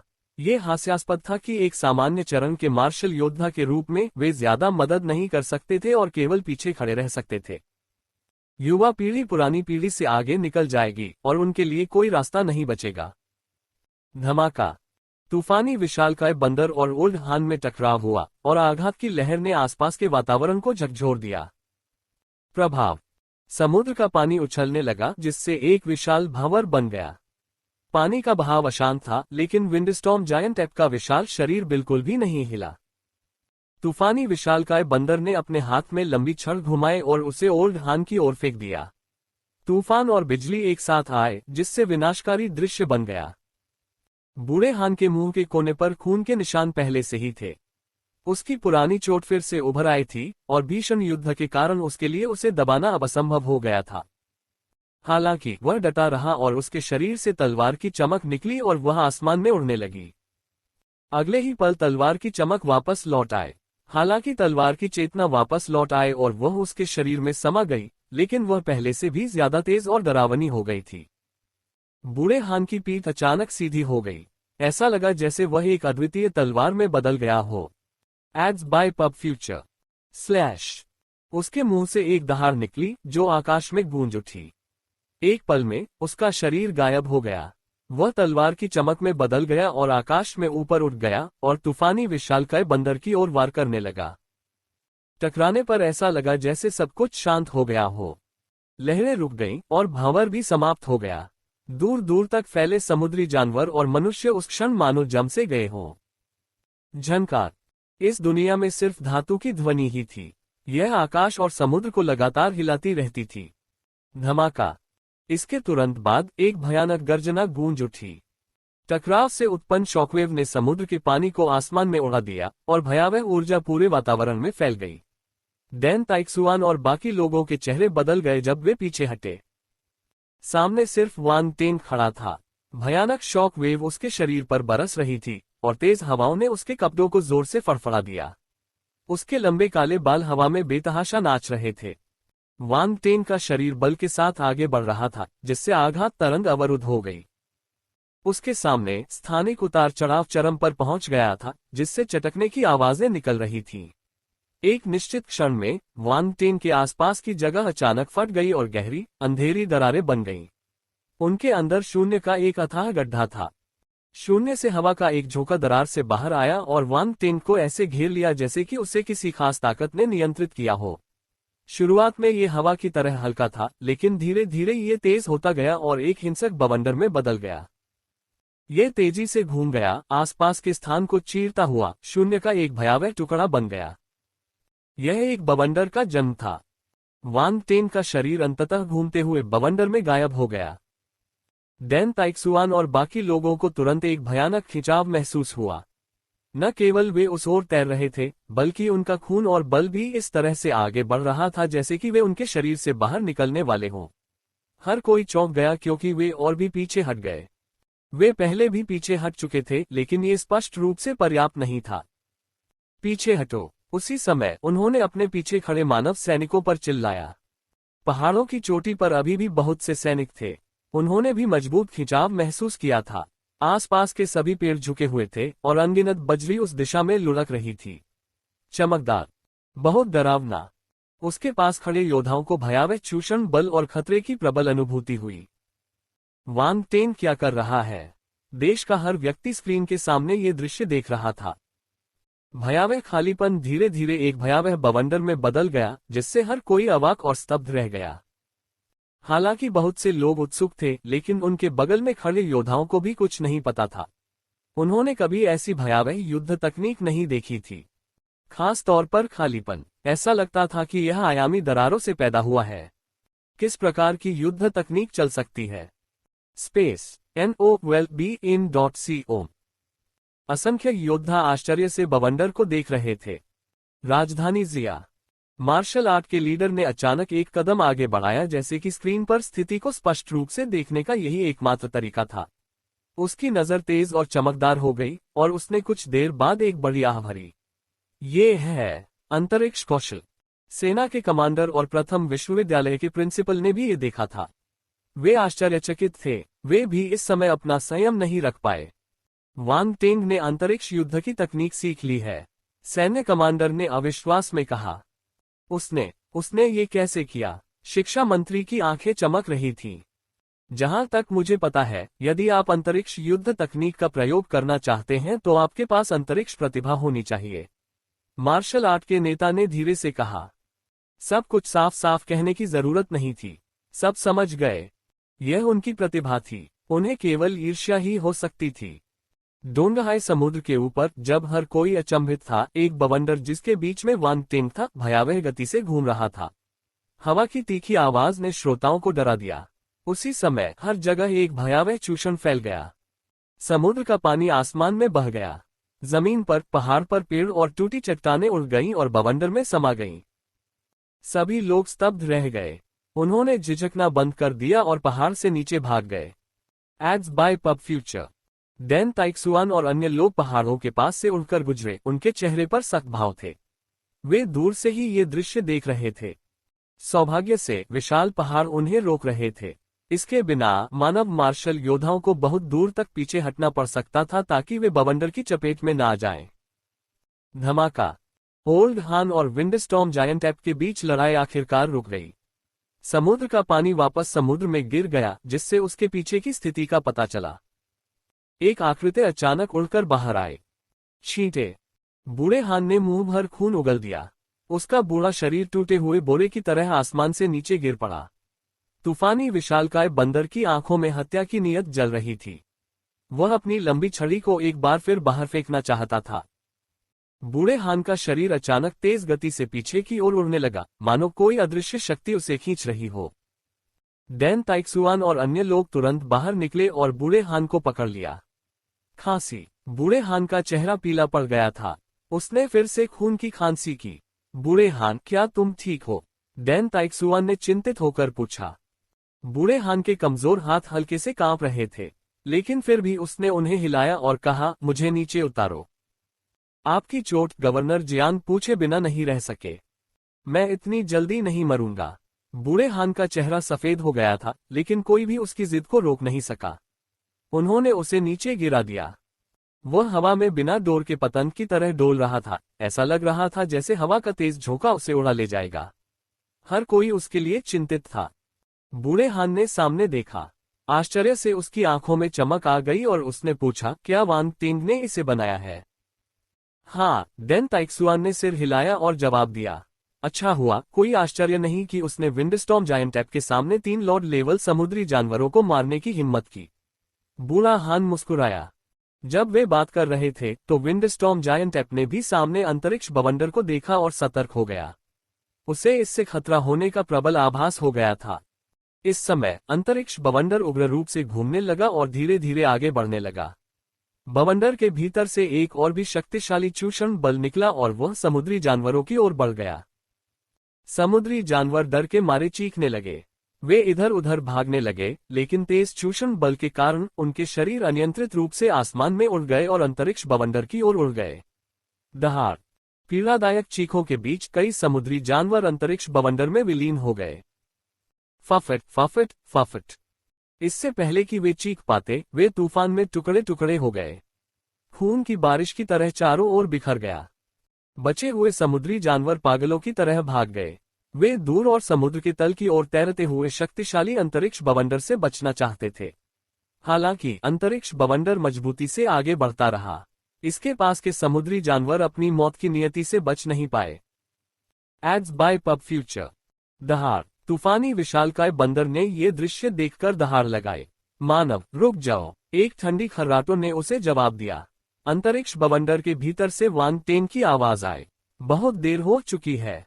क्या आपको लगता है कि मनुष्य मिट्टी से बने हैं? किसी भी आक्रमणकारी को इसकी कीमत चुकानी होगी। मैं आप में से किसी को भी वापस नहीं आने दूंगा।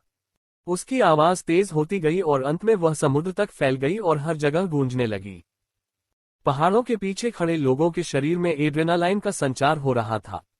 उन्होंने सामने देखा, हालांकि वे उसका आकार नहीं देख पा रहे थे, फिर भी उनकी आंखों में उत्साह था। खूब कहा है।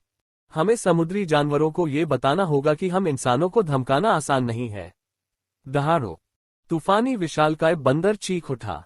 समुद्री जीवों को एक एक करके अंतरिक्ष बवंडर में समाते और अंततः टुकड़ों में बिखरते देख उसकी आंखें लाल हो गईं। तुम्हें मर जाना चाहिए, वह चिल्लाया। उसके चारों ओर तूफान और बिजली की चमक तेजी से बढ़ी और एक भयावह बिजली का तूफान बन गया। इसने उसके शरीर को अपनी चपेट में ले लिया। वाय! इस समय ऐसा लग रहा था जैसे तूफानी विशालकाय वानर बिजली के तूफान में बदल गया हो। ये तूफानों का राजा था। ये बिजली का शासक था। भयावह आभा के बीच यह आकाश की ओर दहाड़ता हुआ गया और अंतरिक्ष बवंडर से जोरदार तरीके से टकराया। धमाका! अंतरिक्ष बवंडर और बिजली तूफान समुद्र के ऊपर टकराए। ये दृश्य बहुत ही भयावह था। ऐसा लग रहा था जैसे कोई विपत्ति आने वाली है। मनुष्य इसे रोक नहीं सकता था। समुद्र का पानी उछल रहा था और आसमान काला था और काले बादल सूरज को ढक रहे थे। यह इलाका बेहद उदास और निराशाजनक लग रहा था। दोनों बवंडर तेजी से घूमे और एक दूसरे को नष्ट कर दिया। धमाका, धमाका, धमाका! आसमान में विस्फोट कभी नहीं रुके। ऐसा लग रहा था जैसे प्रलय की सुबह हो गई हो। पीछे खड़े सभी लोग हैरान और स्तब्ध थे। उनकी भावनाओं को शब्दों में बयान नहीं किया जा सकता। अचानक एक बहुत बड़ी लहर आसमान में उठी जिससे सबका दृश्य अवरुद्ध हो गया। वे केवल लगातार विस्फोटों की आवाज सुन सकते थे। विंडस्टॉर्म जायंट ऐप ने क्षमता के मामले में जीत हासिल की, जबकि वान टेंग ने अंतरिक्ष बवंडर के भयावह स्तर के मामले में जीत हासिल की। दोनों पक्ष गतिरोध की स्थिति में थे। वे कट्टर दुश्मन थे, इसलिए कोई भी हार मानने को तैयार नहीं था। वे या तो जीतते या कोशिश करते हुए मर जाते। गर्जन! Ads by PubFuture. मरना! वानर और मानव ने अपने प्रतिद्वंद्वी पर जोरदार हमला करते हुए क्रोध से दहाड़ना शुरू कर दिया। धमाका! दोनों बवंडरों के बीच टक्कर के स्थान पर अचानक एक भयानक विस्फोट हुआ। दुनिया में सन्नाटा छा गया। कौन जीता? पीछे बैठे लोग बिना सोचे समझे सामने की ओर देख रहे थे। वे बहुत घबराए हुए थे। परिणाम का इंतजार करते हुए उनके दिल की धड़कनें बढ़ गई थीं। समुद्र की लहरें शांत हो गईं। सभी की नजरों में दो आकृतियां धुंधली सी दिखाई दी। उनमें से एक विशाल आकृति थी जो तूफानी विशालकाय बंदर की थी। दूसरा उसके बगल में बहुत छोटा दिखाई दे रहा था, फिर भी उसकी पीठ सीधी थी और वह हवा में सीधा खड़ा था। वह तूफानी विशालकाय बंदर से ज्यादा दूर नहीं था। मनुष्यों की पंक्ति में बड़ा हंगामा मच गया। तूफानी विशालकाय बंदर खून से लथपथ था, उसके शरीर पर कई घाव थे। वह दुखद और दयनीय लग रहा था। वह जोर जोर से सांस ले रहा था और वान टेन को गौर से देख रहा था, उसकी जिंदा खाल उधेड़ने की इच्छा कर रहा था। वान टेन के शरीर पर भी कई घाव थे। उसके कपड़ों पर खून के धब्बे थे और शरीर से खून टपक रहा था। हालांकि उसके चेहरे पर कोई भावना नहीं थी। वह शांत और संयमित नजर से उस विशालकाय बंदर को देख रहा था। पीछे खड़े मानव मार्शल योद्धा, भूमिगत आश्रय में मौजूद सामान्य लोग, साथ ही देश में स्क्रीन के सामने बैठे सभी दर्शक, हर कोई सांस रोककर उन पर ध्यान केंद्रित कर रहा था। डोंगहाई का भाग्य वान टेन के हाथों में था। पीछे हटो! इस समय वान टेन के मुंह से एक दृढ़ आवाज आए। मौन, संपूर्ण शांति। तूफानी विशालकाय बंदर ने वान टेन को घूर कर देखा। कुछ देर बाद उसने आखिरकार अपना मुंह खोला। मानव, मुझे अपना नाम बताओ। उसकी आवाज ऊंची और गरिमापूर्ण थी, लेकिन उसमें थकान और कमजोरी की झलक भी छिपी थी। वान टेन, उसने एक क्षण की चुप्पी के बाद उत्तर दिया। मैं तुम्हें याद रखूंगा। तूफानी विशालकाय बंदर ने वान टेन को गहरी नजर से देखा। फिर वह मुड़ा और समुद्र की गहराई की ओर चल पड़ा। उसका विशाल शरीर धीरे धीरे समुद्री पानी में डूबता गया और फिर अंततः गायब हो गया। शेष समुद्री जानवर भी उनके पीछे पीछे चले गए और समुद्र की सतह से पूरी तरह गायब हो गए। हम जीत गए! एक पल के लिए तो सभी लोग स्तब्ध रह गए, फिर अचानक होश में आए। अचानक जोरदार जयकारे गूंज उठे। हा हा हा, हम जीत गए! हम सचमुच जीत गए! वांग टेंग, वांग टेंग, वांग टेंग। किसी ने आगे बढ़कर वांग टेंग का नाम पुकारा। डोंगहाई खंडहरों के ऊपर उसका नाम बहुत देर तक गूंजता रहा। काले बादल छंट गए और सूर्य की रोशनी की एक किरण नीचे बिखर गई, जो सामने खड़ी युवा आकृति को रोशन कर रही थी। वह चमकदार था। ये कठिन लड़ाई सार्थक थी। जैसे ही अंतिम समुद्री जानवर गहरे समुद्र में गायब हो गया, पानी पुनः शांत हो गया। डोंगहाई खंडहरों के ऊपर आसमान में मनुष्यों की जय जयकार गूंज रही थी। वांग टेन समुद्र की सतह पर सीधा खड़ा था। सुनहरी धूप में उसका पतला शरीर इस समय असाधारण रूप से लंबा और ऊंचा लग रहा था। यह थोड़ा पवित्र भी था। सबकी आंखों में सम्मान झलक रहा था। यह उनके दिलों से निकल रहा था। वांग टेन की मदद से क्रूर समुद्री जानवरों का दंगा शांत हो गया था। उसके बिना कई डोंगहाई मार्शल योद्धा, साथ ही आम लोग, समुद्री जानवरों के वध से बच नहीं पाते। उसने मानव मार्शल योद्धाओं को बड़ी संख्या में समुद्री जानवरों को मारने में मदद की थी। उन्होंने 2 पहाड़ भी उठाए और उनके तट पर लगभग अविनाशी रक्षा पंक्ति बनाई, जिससे अधिकांश समुद्री जानवर बाहर नहीं आ पाए। उन्होंने मानव मार्शल योद्धाओं के बचने की अधिक संभावना के लिए लड़ाई लड़ी। ये वह व्यक्ति था जिसने भयावह तूफानी विशालकाय बंदर को हराया और उसे पीछे हटने पर मजबूर किया तथा डोंगहाई नागरिकों के घरों की रक्षा की। ऐसा करने की क्षमता और किसमें थी? भूमिगत आश्रय में वांग परिवार को बहुत गर्व महसूस हुआ जब उन्होंने अपने चारों ओर जयकारे सुने और लोगों को वांग टेन का नाम पुकारते हुए सुना। उन्होंने स्क्रीन पर उस युवा आकृति को देखा। उनके मन में केवल आश्चर्य था। ये हमारे परिवार का सौभाग्य है कि हमें ऐसा बच्चा मिला। दादाजी वांग ने अपनी छड़ी को कसकर पकड़ लिया और हकलाते हुए कहा। वांग टेन के चाचा चाची भी ऐसा ही सोचते थे। वे कितने भाग्यशाली थे कि उनके परिवार में ऐसी शक्तिशाली उपस्थिति थी। पब फ्यूचर द्वारा विज्ञापन। बहुत से परिवार भारी मात्रा में संसाधन लगाने के बाद भी एक मार्शल योद्धा को तैयार करने में असमर्थ थे। दूसरी ओर वांग परिवार ने कुछ भी नहीं किया, फिर भी वांग टेंग ऐसे आश्चर्यजनक स्तर पर पहुंच गया था। यह आसमान से गिरती हुई पाई की तरह था। जब भी दूसरे परिवार उनका जिक्र करते तो उनकी आंखें ईर्ष्या से लाल हो जाती थीं। वहीं देश के अन्य नागरिकों ने भी राहत की सांस ली। डोंगहाई बच गया। ये सबसे अच्छा परिणाम था। हालांकि शहर खुद खंडहर हो चुका था, लेकिन लोग बच गए थे। अगर इच्छाशक्ति होती तो वे शहर का पुनर्निर्माण कर सकते थे। तभी अनजाने में सभी की नजर वांग टेंग पर पड़ी।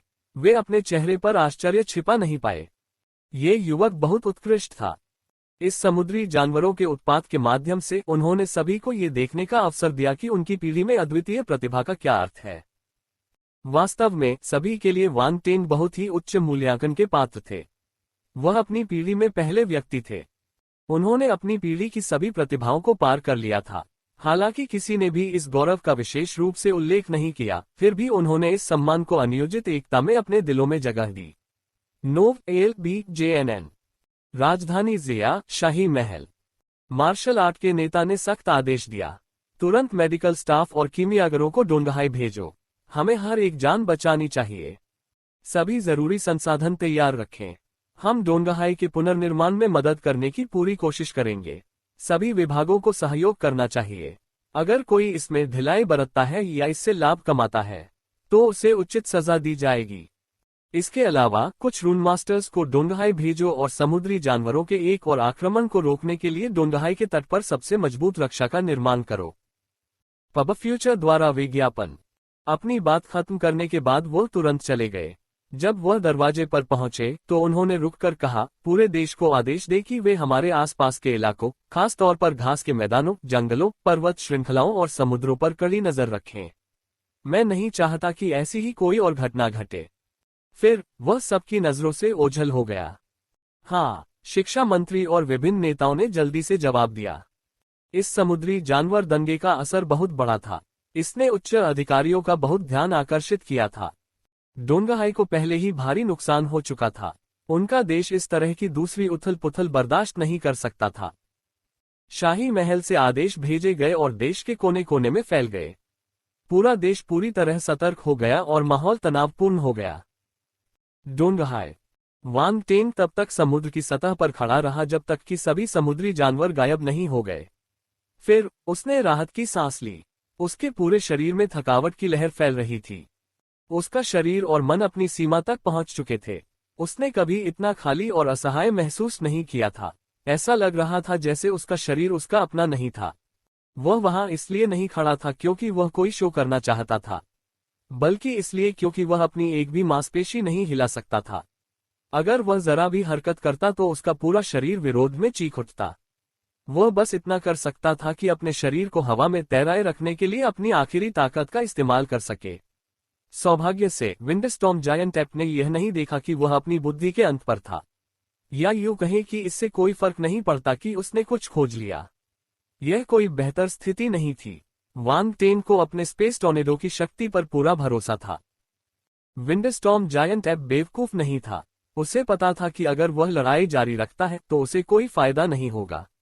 वांग टेन की शक्ल की वजह से ज्यादातर सामान्य स्तर के मानव मार्शल योद्धाओं ने अपनी जान बचाई थी।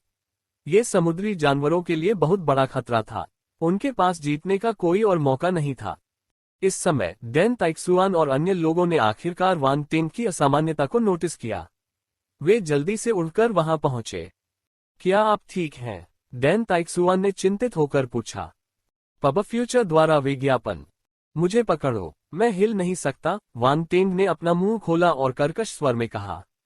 डैन ताइक्सुआन की अभिव्यक्ति थोड़ी बदल गई क्योंकि उसने जल्दी से उसे पकड़ लिया। सभी लोग पीछे की ओर लौट आए। उनके इर्द गिर्द अन्य लोग जमा हो गए, जिनमें हुआंगहाई मिलिट्री अकादमी के पेंग युवानशान और टोनहू भी शामिल थे। किन हानक्सुआन, फू तियानदाओ और वांग टेन के कुछ करीबी लोग भी थे। बेशक कुछ अपरिचित चेहरे भी थे। वे थके हुए लग रहे थे और खून से लथपथ थे, लेकिन इस समय वे सभी चिंतित थे। वे एक साथ बात करने लगे। आप कैसे हैं? क्या आप ठीक हैं? क्या आपकी चोट गंभीर है? वांग टेन को थोड़ा अजीब लगा कि बूढ़े लोगों का एक झुंड उसे घेरे हुए था और उसकी चिंता कर रहा था, लेकिन वह भावुक हो गया। साथ ही वह खुद को भाग्यशाली भी महसूस कर रहा था कि सभी बच गए।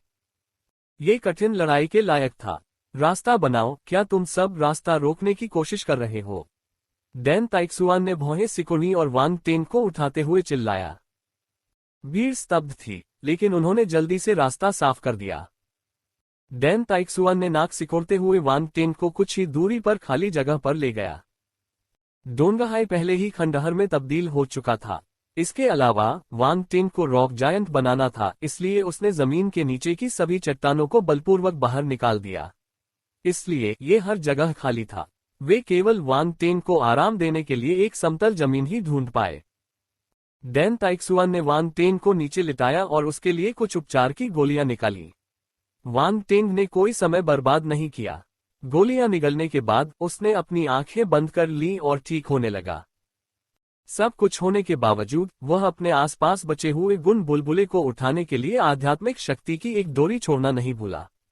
चाहे उसकी चोट कितनी भी गंभीर क्यों न हो, उसे अपने गुण बुलबुले बर्बाद नहीं करने चाहिए। बहुत जल्द ही सभी गुण बुलबुले वांग टेन द्वारा उठाए गए थे। उसने अंततः अपनी आध्यात्मिक शक्ति को याद किया और स्वस्थ होने पर ध्यान केंद्रित किया। कुछ देर बाद वांग टेन ने अपनी आंखें खोली और एक लंबी सांस ली। आसमान में अंधेरा छाने लगा था। अब शाम हो चुकी थी। रात जल्दी ही होने वाली थी। अचानक वांग टेन ने अपने बगल में लोगों का एक समूह देखा। वह दंग रह गया। पापा, मम्मी, दादाजी, आप यहाँ क्यों हैं? उसके सामने खड़े लोग उसके परिवार के सदस्य थे।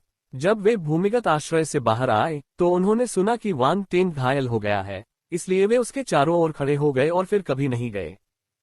बेटा, तुम आखिरकार जाग गए। ली जियुमेई ने राहत की सांस ली। साथ ही वह खुशी से रो पड़ी। जंगली बिल्लियों और कुत्तों से चिंतित। NOWELLBEIN.CO। उसकी मां होने के नाते ली जियुमेई वांग टेन के लिए सबसे ज्यादा चिंतित थी। इसलिए जब उसने उसे जागते हुए देखा तो उसे अपनी खुशी को समझाने की जरूरत नहीं थी। उसने वांग टेन को कसकर गले लगाया जैसे कि उसे डर हो कि वह अचानक गायब हो जाएगा। माँ, मैं ठीक हूँ, मैं अच्छा हूँ। वांग टेन को ये बात छू गई। उसने ली जियुमेई की पीठ थपथपाई और उसे सांत्वना दी। ली शियुमेई ने अपने आंसू पोंछे और कहा, अगली बार इतनी लड़ाई मत करना। अगर तुम्हें कुछ हो गया तो मैं कैसे जी पाऊंगा? ठीक है, मैं तुम्हारी बात मानूंगा। मैं अगली बार बहुत दूर भाग जाऊंगा। वांग टेन ने बिना सोचे समझे सहमति जताई। मुझे पता है कि तुम बस मुझे दिलासा दे रहे हो। ली ज्यूमेई ने गुस्से से अपनी आंखें घुमाईं। उसने इतनी जल्दी सहमति जताई थी कि यह नकली होना चाहिए। ठीक है, हमारा बेटा डोंगहाई में सबके लिए ये कर रहा है। वह एक हीरो है। वांग शेंगुओ की आंखें लाल थीं, लेकिन वह रोया नहीं। उसने गर्व भरे लहजे में बोलते हुए ली ज्यूमेई के चेहरे पर थपथपाया। हीरो बनना नरक में है। मुझे बस अपना बेटा चाहिए। मुझे कोई हीरो नहीं चाहिए। ली ज्यूमेई ने वांग शेंगुओ को घूर कर देखा और उसे डांटा। अवाक वांग शेंगुओ शर्मिंदा महसूस कर रहा था। उनके आसपास के लोगों को पता नहीं था कि क्या कहना है। कुछ मार्शल योद्धा जो पास से गुजरे, उन्होंने अपना मुंह खोला और खंडन करना चाहा। हालांकि जब उन्हें याद आया कि वह वांग टेन की मां थी, तो उन्होंने हार मान ली। एक मां के लिए उसके बेटे से बढ़कर कुछ नहीं था। दादाजी वांग ने अजीब तरह से खांसते हुए कहा, ज़ियमेई, यह अच्छा है कि वह ठीक है। चलो इस बारे में बात करना बंद करें। चूंकि दादाजी वांग बोल चुके थे, इसलिए ली ज़ियमेई के लिए इस विषय पर आगे बात करना उचित नहीं था। इसके अलावा वह पुरानी कहावत जानती थी, अधिक ताकत के साथ अधिक जिम्मेदारी भी आती है। अगर वांग टेन जैसा शक्तिशाली योद्धा चुनौती के लिए आगे नहीं आता, तो कोई भी अन्य इंसान आगे आकर समुद्री जानवरों से लड़ने में सक्षम नहीं हो सकता था। उसने मन ही मन आह भरी। फिर उसने वांग टेन से कोमल स्वर में कहा, क्या तुम भूखे हो? चलो मैं तुम्हारे लिए कुछ खाना बनाती हूँ। जब उसने ये कहा तो सभी के पेट में गुर्राहट होने लगी। उन्होंने पूरे दिन कुछ नहीं खाया था। जब वे भूमिगत आश्रय से बाहर आए तो उन्हें कुछ सूखे खाद्य पदार्थ मिले, लेकिन उन्हें कोई भूख नहीं थी। उन्होंने बस थोड़ा पानी पिया और कुछ नहीं खाया। अब ये देखकर कि वांग टेन ठीक है, उनकी चिंता दूर हो गई और स्वाभाविक रूप से उन्हें भूख लगी। हमारा घर चला गया है, इसलिए हमारे पास खाना बनाने के लिए कहीं नहीं है। हम केवल कुछ सूखे राशन से काम चला सकते हैं, वांग टेन की चाची झाओ हुईली ने उदास होकर कहा। ली ज़ियमेई ने अंततः अनियंत्रित रूप से भौहें सिकुड़ते हुए प्रतिक्रिया व्यक्त की। पब फ्यूचर द्वारा विज्ञापन। उसका बेटा घायल हो गया था, इसलिए उसे कुछ खाना मिलना चाहिए था। लेकिन सभी बेघर थे, इसलिए वह बिना सामग्री के खाना नहीं बना सकती थी। वांग टेन जाग गया है। इस समय दूर से बहुत से लोग आए। वे थे डैन ताइक्सुआन, पेंग युवानशान, फु तियानदाओ और कई अन्य। उसी समय चिकित्सा कर्मियों का एक समूह वहां था। जब उन्होंने वांग टेन को देखा तो उनकी निगाहें तीव्र हो गईं और वे सम्मान से भर गए। लगभग 30 साल की एक खूबसूरत महिला डॉक्टर ने कहा, श्री वांग टेन, आपसे मिलकर खुशी हुई। मैं उच्च अधिकारियों द्वारा भेजी गई आपकी निजी डॉक्टर हूँ। मैं अगले कुछ दिनों तक आपके शरीर की स्थिति की देखभाल करूंगी। वांग टेन महिला डॉक्टर की खूबसूरती देखकर थोड़ा हैरान था। आमतौर पर उसे मरीज और डॉक्टर के बीच कुछ गुप्त कहानियां बनाने में कोई आपत्ति नहीं होती। हालांकि वह अपनी कल्पनाओं पर काम नहीं कर सकता था क्योंकि उसके माता पिता आसपास थे। खांसी, इसकी कोई जरूरत नहीं है। मैं ठीक हूँ, वांग टेन ने कहा। उसका ऐसा कहना बिल्कुल भी सही नहीं था। बिल्कुल नहीं, आपका शरीर बहुत महत्वपूर्ण है। हमें इसके साथ सावधान रहना चाहिए। हम अब आपके स्वास्थ्य के सभी संकेतकों पर नजर रखेंगे। कृपया हमारे साथ सहयोग करें, महिला डॉक्टर ने कहा। बेटा, डॉक्टर की बात मान लो और चेकअप स्वीकार कर लो। ली ज़ियमेई ने तुरंत सहमति दे दी। वांग टेन असहाय महसूस कर रहा था। अपनी आंखें बंद करके उसने सिर हिलाया। ठीक है, मैं अपना शरीर तुम्हें सौंप दूंगा। अब महिला डॉक्टर ने हाथ हिलाया और उसके आसपास मौजूद स्टाफ ने तुरंत एक साधारण टेंट लगाना शुरू कर दिया। फिर उन्होंने वांग टेन के शरीर की जांच शुरू कर दी।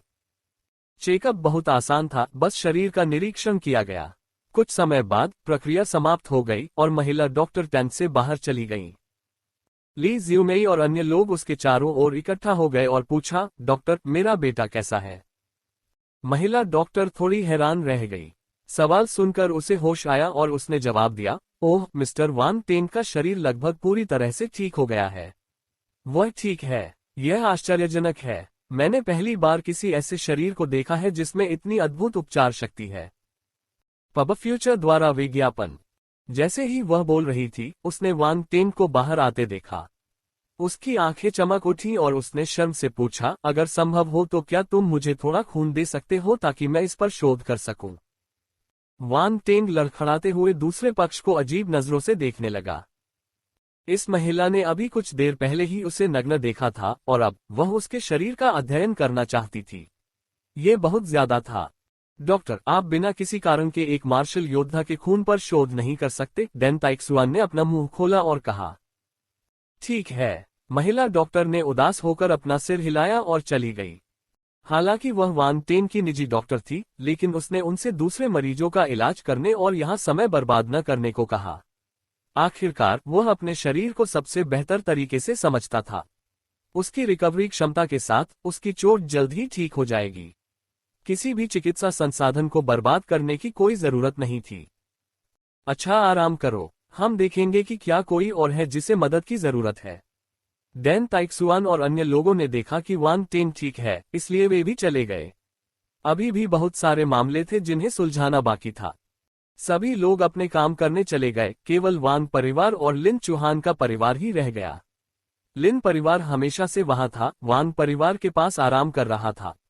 वे तभी आए जब उन्होंने देखा कि वान टेंग जाग रहा है। वान टेंग ने लिन चुहान की आंखों से नजरें मिलाईं और उनमें छिपी जटिल भावनाओं को पढ़ा। वहां चिंता, राहत, सम्मान और प्यार था। दोनों चुप रहे। ली शिमेई ने जब ये दृश्य देखा तो वह एक मिलनसार मुस्कान के साथ मुस्कुराए। उसने चुपचाप हाथ हिलाकर आसपास के लोगों को जाने के लिए कहा। फिर उसने मदर लिन का हाथ खींचा और उसके साथ एक तरफ बैठकर खुशी खुशी बातें करने लगी। अगर दूसरे लोग उन्हें नहीं जानते थे तो वे सोच सकते थे कि वे एक दूसरे को 10 साल से ज्यादा समय से जानते हैं। ये पहली बार था जब वान टेन का परिवार लिन चुहान के परिवार से मिला था। किसी ने भी उम्मीद नहीं की थी कि वे इस स्थिति में होंगे। मैं बहुत मजबूत हूँ, मैं ठीक हो जाऊंगा, वान टेन ने चुप्पी तोड़ी और मुस्कुराते हुए कहा। अगली बार अपनी क्षमता के अनुसार काम करना, खुद पर बहुत ज्यादा दबाव मत डालना, हम सब तुम्हारे लिए चिंतित हैं। लिन चुहान का गला सूख गया था और उसकी आवाज कर्कश थी। तुम कितनी चिंतित हो? वान टेंग ने उसके सुंदर चेहरे को देखा और अचानक उसे चिढ़ाने का मन हुआ। लिन चुहान ने जब उसकी शरारती नजर देखी तो उसने गहरी सांस ली। उसने उसे घूरकर देखा और जिद करते हुए कहा, ज्यादा नहीं। ठीक वैसे ही जैसे मैं जंगली बिल्लियों और कुत्तों के लिए चिंतित रहती हूँ। वान टेंग अवाक रह गया। उसे लगा कि वह कितना दुखी है। वह जंगली बिल्लियों और कुत्तों के बराबर था। बकवास। लिन चुहान ने वान टेंग के साथ कुछ ही शब्द बोले थे कि लिन चुक्सिया अधीरता से आ गई। लिन चुहान ने अनायास ही अपनी आंखें घुमा ली। लिन चुक्सिया को इस बात का बिल्कुल भी अंदाजा नहीं था कि वह तीसरा पहिया है। वह हंसी और बोली, भाई वान टेंग, तुम इतने दिनों से कहाँ थे? लिन चुक्सिया के आगे बढ़ने के बाद दूर से ही शू वॉन्टोग, तियान शियाओ और वान टेंग के सहपाठी भी वहां आ गए। लू शू, हो पिंगलियांग और कुछ अन्य लोग भी उनमें शामिल थे। वान टेंग ने उन पर मुस्कुराया।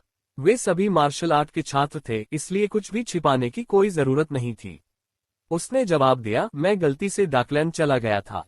डाकलैंड? वे चौंक गए। क्या तुम सच में डाकलैंड गए थे? हो पिंगलियांग ने उत्सुकता से पूछा। मैं तुमसे झूठ क्यों बोलूंगा? वान टेंग ने उस पर आंखें घुमाई। हाँ, ऐसा नहीं है। हमें तो यह अविश्वसनीय लगता है। हो पिंगलियांग ने अजीब तरह से मुस्कुराया। फिर उसने पूछा, वहां क्या है? पूरी जगह उच्च स्तरीय अंधेरे भूतों से भरी हुई है। आप क्या सोचते हैं? वान टेंग ने पूछा। हो पिंगलियांग और अन्य लोगों ने जब ये सुना तो उनका सिर सुन्न हो गया। इसके बारे में सोचो, अकेले अंधेरे देश में असंख्य अंधेरे भूतों से घिरे हुए। भगवान, उस दृश्य की कल्पना मात्र से ही उनके रोंगटे खड़े हो गए। ये बहुत डरावना था। सभी लोग आश्चर्य और घबराहट से वान टेंग की ओर देख रहे थे। उस स्थिति में वान टेंग कैसे बच निकलने में सफल रहा? आप कैसे बचकर वापस आए? शू वॉन्टोग ने वह सवाल पूछा जो सबके मन में था। भागना। वान टेंग ने तिरस्कार भरी नजर से देखा। मैंने वापस आते समय कत्लेआम किया। तुम्हें वह दृश्य देखना चाहिए था। मैंने अपनी तलवार उठाई, बार बार अंधेरे प्रेत के पवित्र शहर के दक्षिण से उत्तर की ओर अपना रास्ता काटते हुए। यह एक शानदार क्षण था, इसलिए भागना इसके लिए सही शब्द नहीं है। Ads by PubFuture. देखो तुम कितनी शेखी बघार रहे हो। लिन चुहान ने आंखें घुमाई। वह बहुत बड़ा चढ़ाकर बोल रहा था। अगर वह उन्हें बेवकूफ बनाना चाहता था तो उसे ठीक से करना चाहिए था। क्या उसने सोचा कि वे बेवकूफ हैं? मुझे कभी नहीं पता था कि तुम शेखी बघारने में इतने माहिर हो। जू वॉन्टोग अवाक रह गई। उसने मुड़कर लिन चुहान से कहा, चुहान, तुम्हें भविष्य में सावधान रहना चाहिए। यह आदमी बकवास कर रहा है। वह बदमाश हो सकता है। अरे तुम मुझे फंसा रही हो। वांग टेंग गुस्से में था। उसने उसे घूर कर देखा। तुम्हें मेरी बात पर यकीन करना होगा। जाने से पहले मैंने अंधेरे भूतों के पवित्र शहर पर बमबारी की और यहाँ तक कि उनके खजाने भी ले लिए। वांग टेंग ने समय रहते खुद को संभाल लिया। अरे उसने लगभग सारी बातें उगल ही दी। क्या लिया? दूर से हंसी की आवाज आई। गवर्नर जियांग, ये जिक्सिन और कुछ अन्य लोग दैन ताइक्सुआन के साथ आए थे। वे अभी यहाँ नहीं थे, इसलिए जब उन्होंने सुना कि वांग टेंग जाग गया है तो वे देखने आए। वक्ता गवर्नर जियांग थे। उनकी आंखें भूखे भेड़िए की तरह चमक रही थीं, जिसने अपना शिकार देखा हो। कुछ नहीं, कुछ नहीं। क्या खजाना? गवर्नर, आपने गलत सुना। वांग टेंग ने अपना सिर हिलाया और दृढ़ता से इनकार किया। फिर उसने मासूमियत से दैन ताइक्सुआन को देखा और पूछा, मास्टर, आप अभी अभी गए हैं। आप फिर से वापस क्यों आए हैं? क्या आप कह रहे हैं कि मैं वापस नहीं आ सकता? दैन ताइक्सुआन ने उसे शांति से देखा और पूछा। वांग टेंग का दिल बैठ गया। वह जल्दी से हंसा और बोला, बिल्कुल नहीं। तुम्हें रोकने की हिम्मत कौन कर सकता है? दैन ताइक्सुआन ने राहत की सांस ली। वांग टेंग अब उससे ज्यादा ताकतवर था। अगर वह उसे दबा नहीं पाती तो ये शर्मनाक होगा। सौभाग्य से ये व्यक्ति अभी भी अपने स्वामी का सम्मान करता था। गवर्नर जियांग ने अधीरता से अपना मुंह खोला और पूछा, वांग टेंग, क्या आपने अंधेरे भूतों के खजाने ले लिए हैं? ये सुनकर सभी लोग वांग टेंग को आश्चर्य से देखने लगे। क्या इस आदमी ने ईमानदारी से ऐसा किया? Ads by PubFuture. ये कैसे संभव है? मेरे पास वह योग्यता नहीं है। मैं तो बस शेख ही बघार रहा था। वांग टेंग ने जल्दी से अपना सिर हिलाया। मुझे तुम पर विश्वास नहीं है। दैन ताइक्सुआन ने मन ही मन उपहास किया, लेकिन उसने कुछ नहीं कहा। वांग टेंग उसका शिष्य था।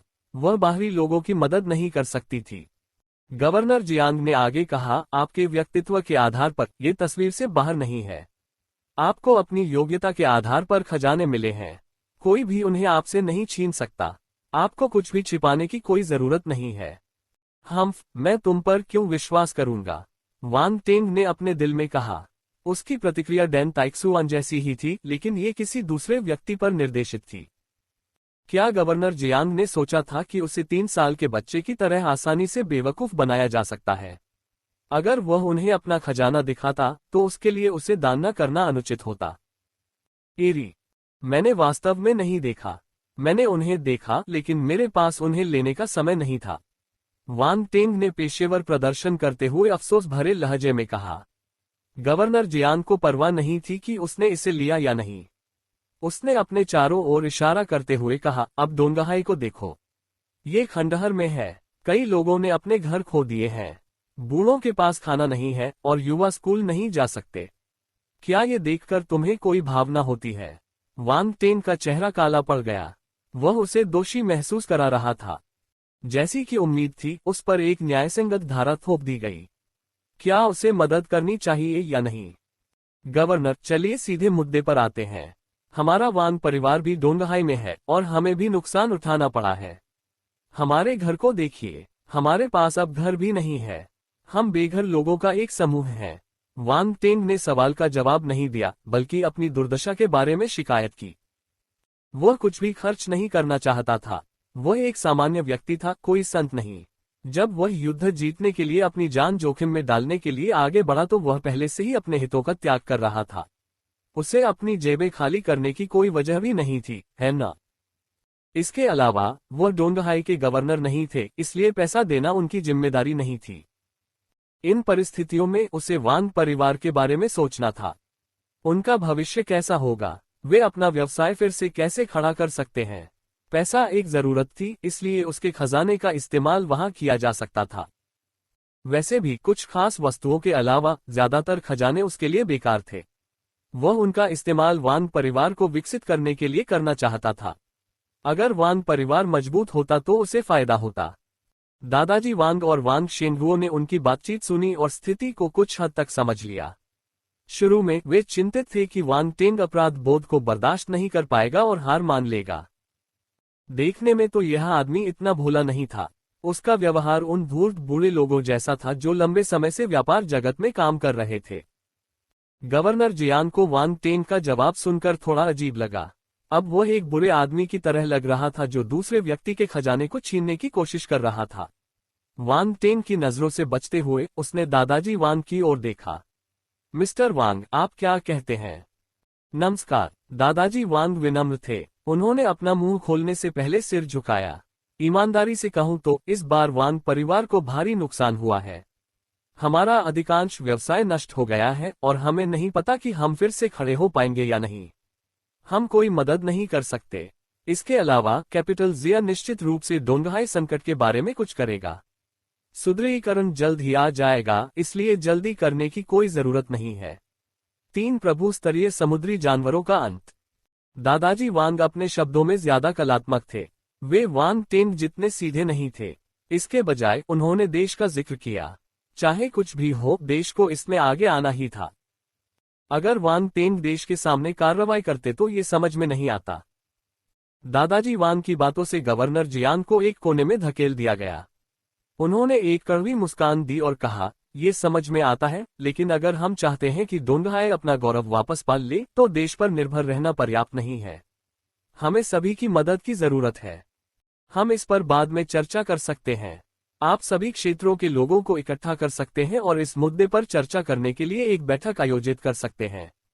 मुझे लगता है कि डोंगहाई की मदद करने में सभी लोग खुश होंगे। दादाजी वांग ने शांति से जिम्मेदारी को दूर करते हुए कहा। गवर्नर जियांग को लगा कि उसका सिर दुख रहा है। वांग परिवार के बूढ़े और जवान दोनों से निपटना आसान नहीं था। पहले उन्हें व्यापारियों से बात करना सबसे ज्यादा नापसंद था। अगर वह भाषण में उन्हें जीत नहीं पाता तो वह उन्हें अपने अधिकार से सहमत होने के लिए मजबूर करता। लेकिन वांग परिवार अलग था। वांग टेंग सेना से संबंधित था। उसके पास सैन्य पद था और वह शक्तिशाली था। गवर्नर जियांग को लगा कि वह वांग टेंग से नहीं जीत सकता। वह एक राक्षस था। वह एक ऐसा पत्थर था जिसे काटना मुश्किल था, नहीं, वह एक हीरा था। अगर कोई उसे काटने की कोशिश करता तो उसके दांत टूट जाते। वांग टेंग ने जब गवर्नर जियांग के चेहरे पर असहाय भाव देखा तो वह मन ही मन हंस पड़ा। उसने चुपके से दादाजी वांग को अंगूठा दिखाया। जितना बड़ा उतना समझदार। दादाजी वांग ने अपनी भौहें उठाईं। हालांकि उनका हाव भाव वही रहा जिससे उनका परिचय नहीं हुआ। ठीक है, चलो इसे रोक देते हैं। हम भविष्य में कोई योजना बनाएंगे। गवर्नर जियांग ने वांग टेंग को एक अर्थपूर्ण नजर से देखा। उस बदमाश ने डॉकलैंड से अनगिनत खजाने लिए होंगे। उसे उससे कुछ लेना ही था। अंत में गवर्नर जियांग अनिच्छा से चले गए। हालांकि वह वापस आ जाएगा। गंभीरता से डैन ताइक्सुआन ने वांग टेंग की ओर इशारा किया और मुस्कुराया जबकि उसने अपना सिर हिलाया। हालांकि उसने अभी कुछ नहीं कहा, लेकिन उसने अपना रुख पहले ही दिखा दिया था। अगर संभव हुआ तो उसे उम्मीद है कि वांग टेंग मदद के लिए हाथ बढ़ाएगा।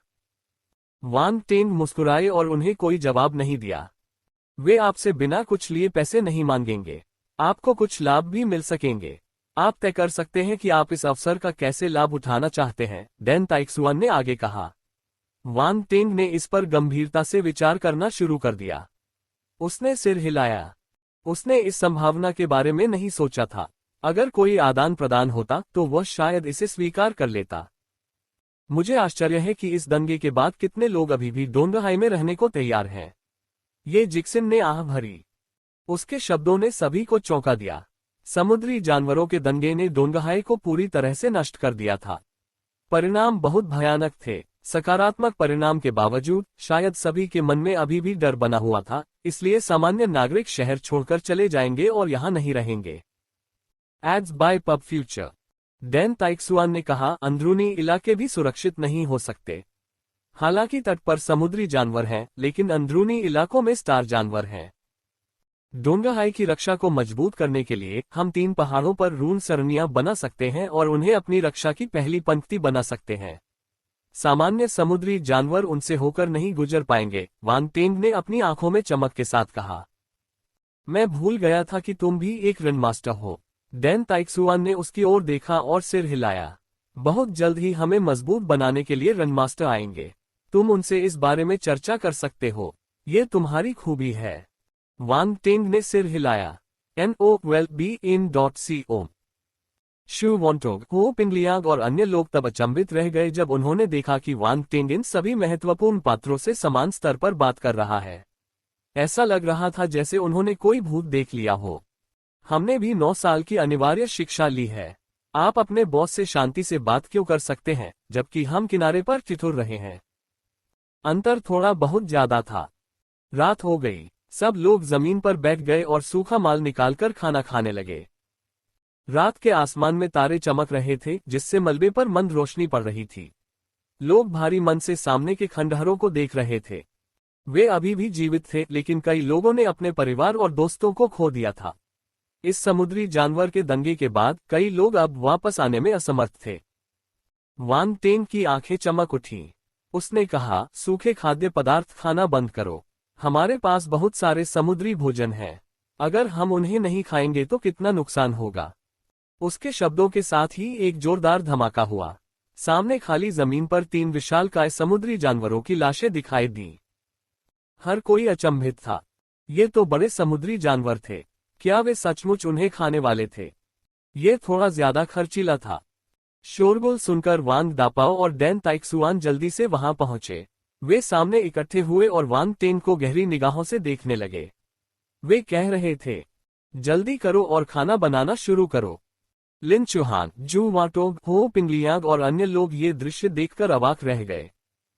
वे सामान्य स्तर के मार्शल योद्धा थे। क्या उन्हें अपनी छवि का ख्याल नहीं रखना चाहिए? लेकिन वे अंततः इस बात की पुष्टि कर पाए कि वे वास्तव में प्रभु स्तर के समुद्री जानवरों को खाने की योजना बना रहे थे। वे चकित थे और उनकी आंखें भी चमकने लगीं। ये समुद्री जानवर बहुत बड़े थे। कुछ और सब इनसे कोई फर्क नहीं पड़ता, है न?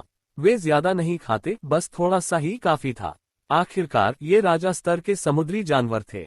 उन्हें नहीं पता था कि अगर वे इस मौके से चूक गए तो उन्हें फिर कभी ऐसा स्वादिष्ट भोजन चखने का मौका मिलेगा या नहीं। Ads by PubFuture. Wang परिवार ने एक दूसरे को देखा और अनजाने में अपनी लार निगल ली। वांग टेन मुस्कुराया। उसने तुरंत अपना हाथ हिलाया और एक हरे रंग की लौ उभरी। तीनों समुद्री जानवर तुरंत आग की लपटों में घिर गए। वांग टेंग ने अपनी आध्यात्मिक शक्ति पर काबू पाया और उन्हें हवा में ही उठा लिया। उसने उन्हें हर तरफ से बारबेक्यू करना शुरू कर दिया।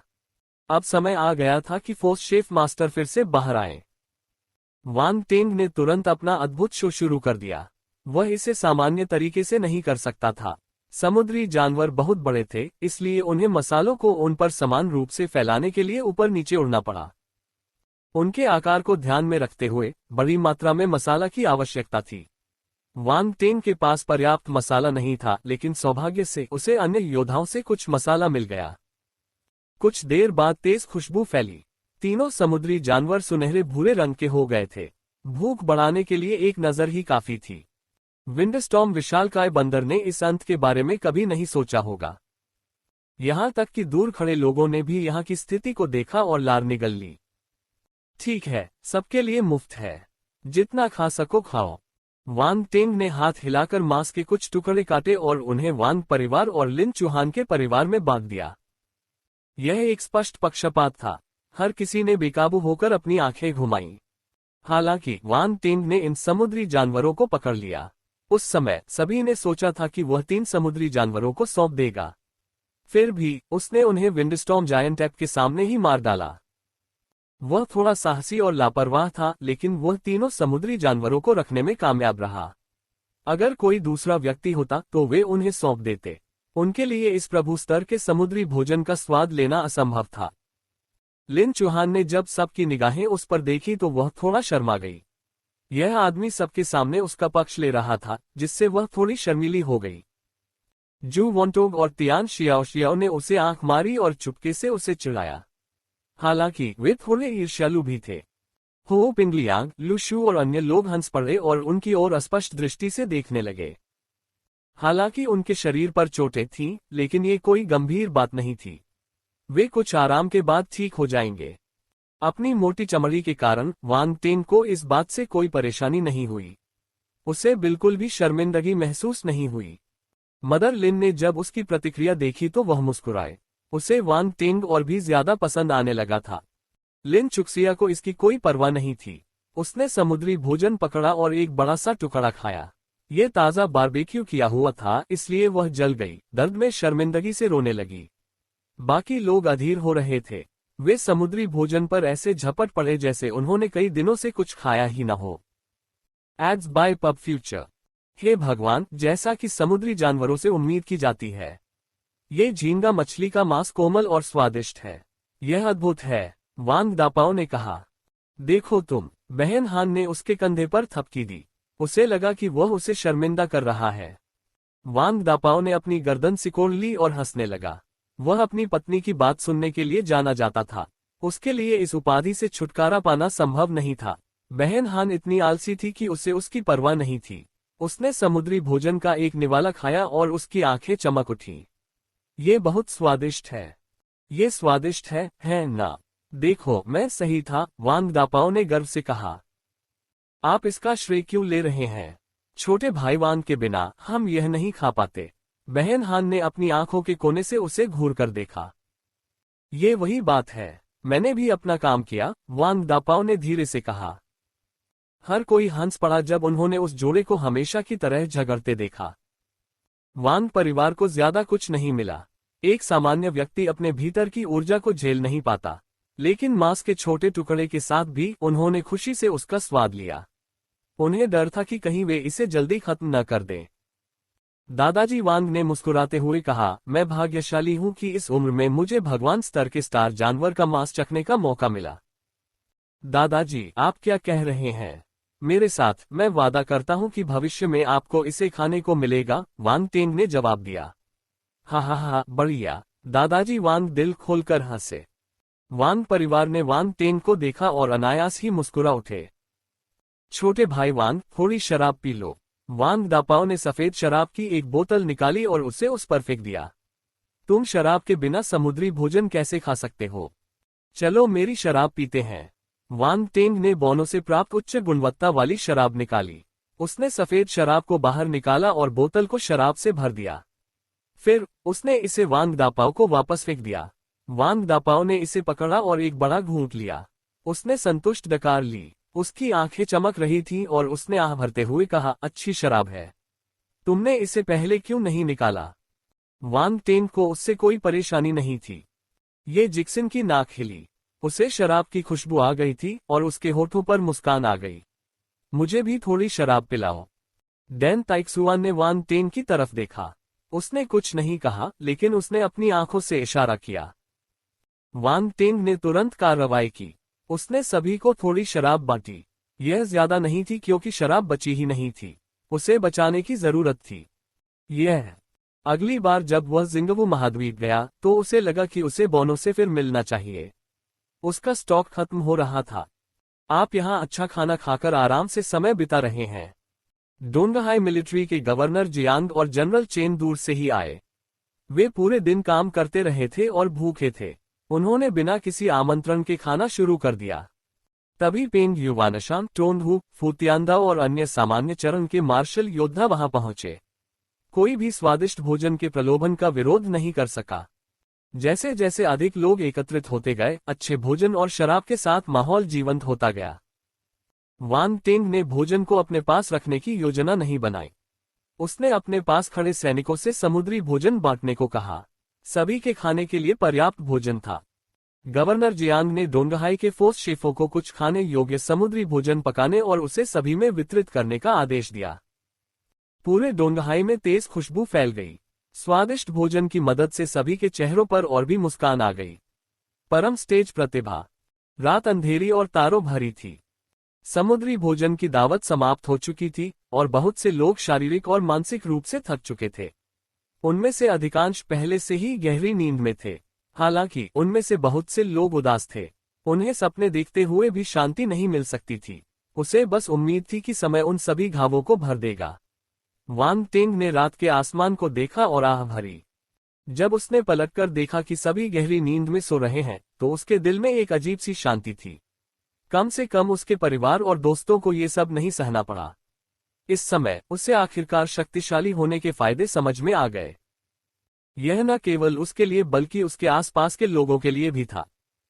तुम सो क्यों नहीं रहे हो? एक धीमी आवाज ने उसे विचारों से जगाया। वांग टेंग ने लिन चुहान को देखा, जो मदर लिन के साथ पास में लेटा हुआ था, और मुस्कुराया। मैं थोड़ी देर और साधना करूंगा। सो जाओ। उसके चेहरे को देखते हुए लिन चुहान भावनाओं से भर गया। दूसरों ने केवल उसकी बेजोड़ प्रतिभा देखी, लेकिन यह नहीं देखा कि वह अभी भी देर रात तक साधना कैसे कर रहा था। यह कोई आश्चर्य की बात नहीं थी कि वह इतनी कम उम्र में इतना मजबूत था। वह इसी का हकदार था। अगर वांग टेन को पता चल जाता कि वह क्या सोच रही है, तो क्या उसे खुद पर शर्म आएगी? शायद नहीं। वह बहुत मोटी चमड़ी वाला था। लिन चुहान अपने विचारों में खोई हुई थी। उसे लगा कि उसके चेहरे पर एक अलग तरह का आकर्षण था। ये लड़का वास्तव में अच्छा दिख रहा था। आह, कितनी सुंदर गलतफहमी। क्या गड़बड़ है? क्या मेरे चेहरे पर कुछ है? वांग टेंग ने उत्सुकता से पूछा। कुछ नहीं है। तुम्हें थोड़ी नींद लेनी चाहिए। लिन चुहान थोड़ा शर्मा गई और थोड़ी घबरा गई। उसने खुद को स्लीपिंग बैग में लपेटा और जल्दी से अपनी आंखें बंद कर लीं। वांग टेंग ने मुस्कुराते हुए अपना सिर हिलाया और आंखें बंद करने से पहले अपने पैरों को मोड़कर बैठ गया। थोड़ी देर बाद लिन चुहान ने वांग टेंग पर एक नजर डाली।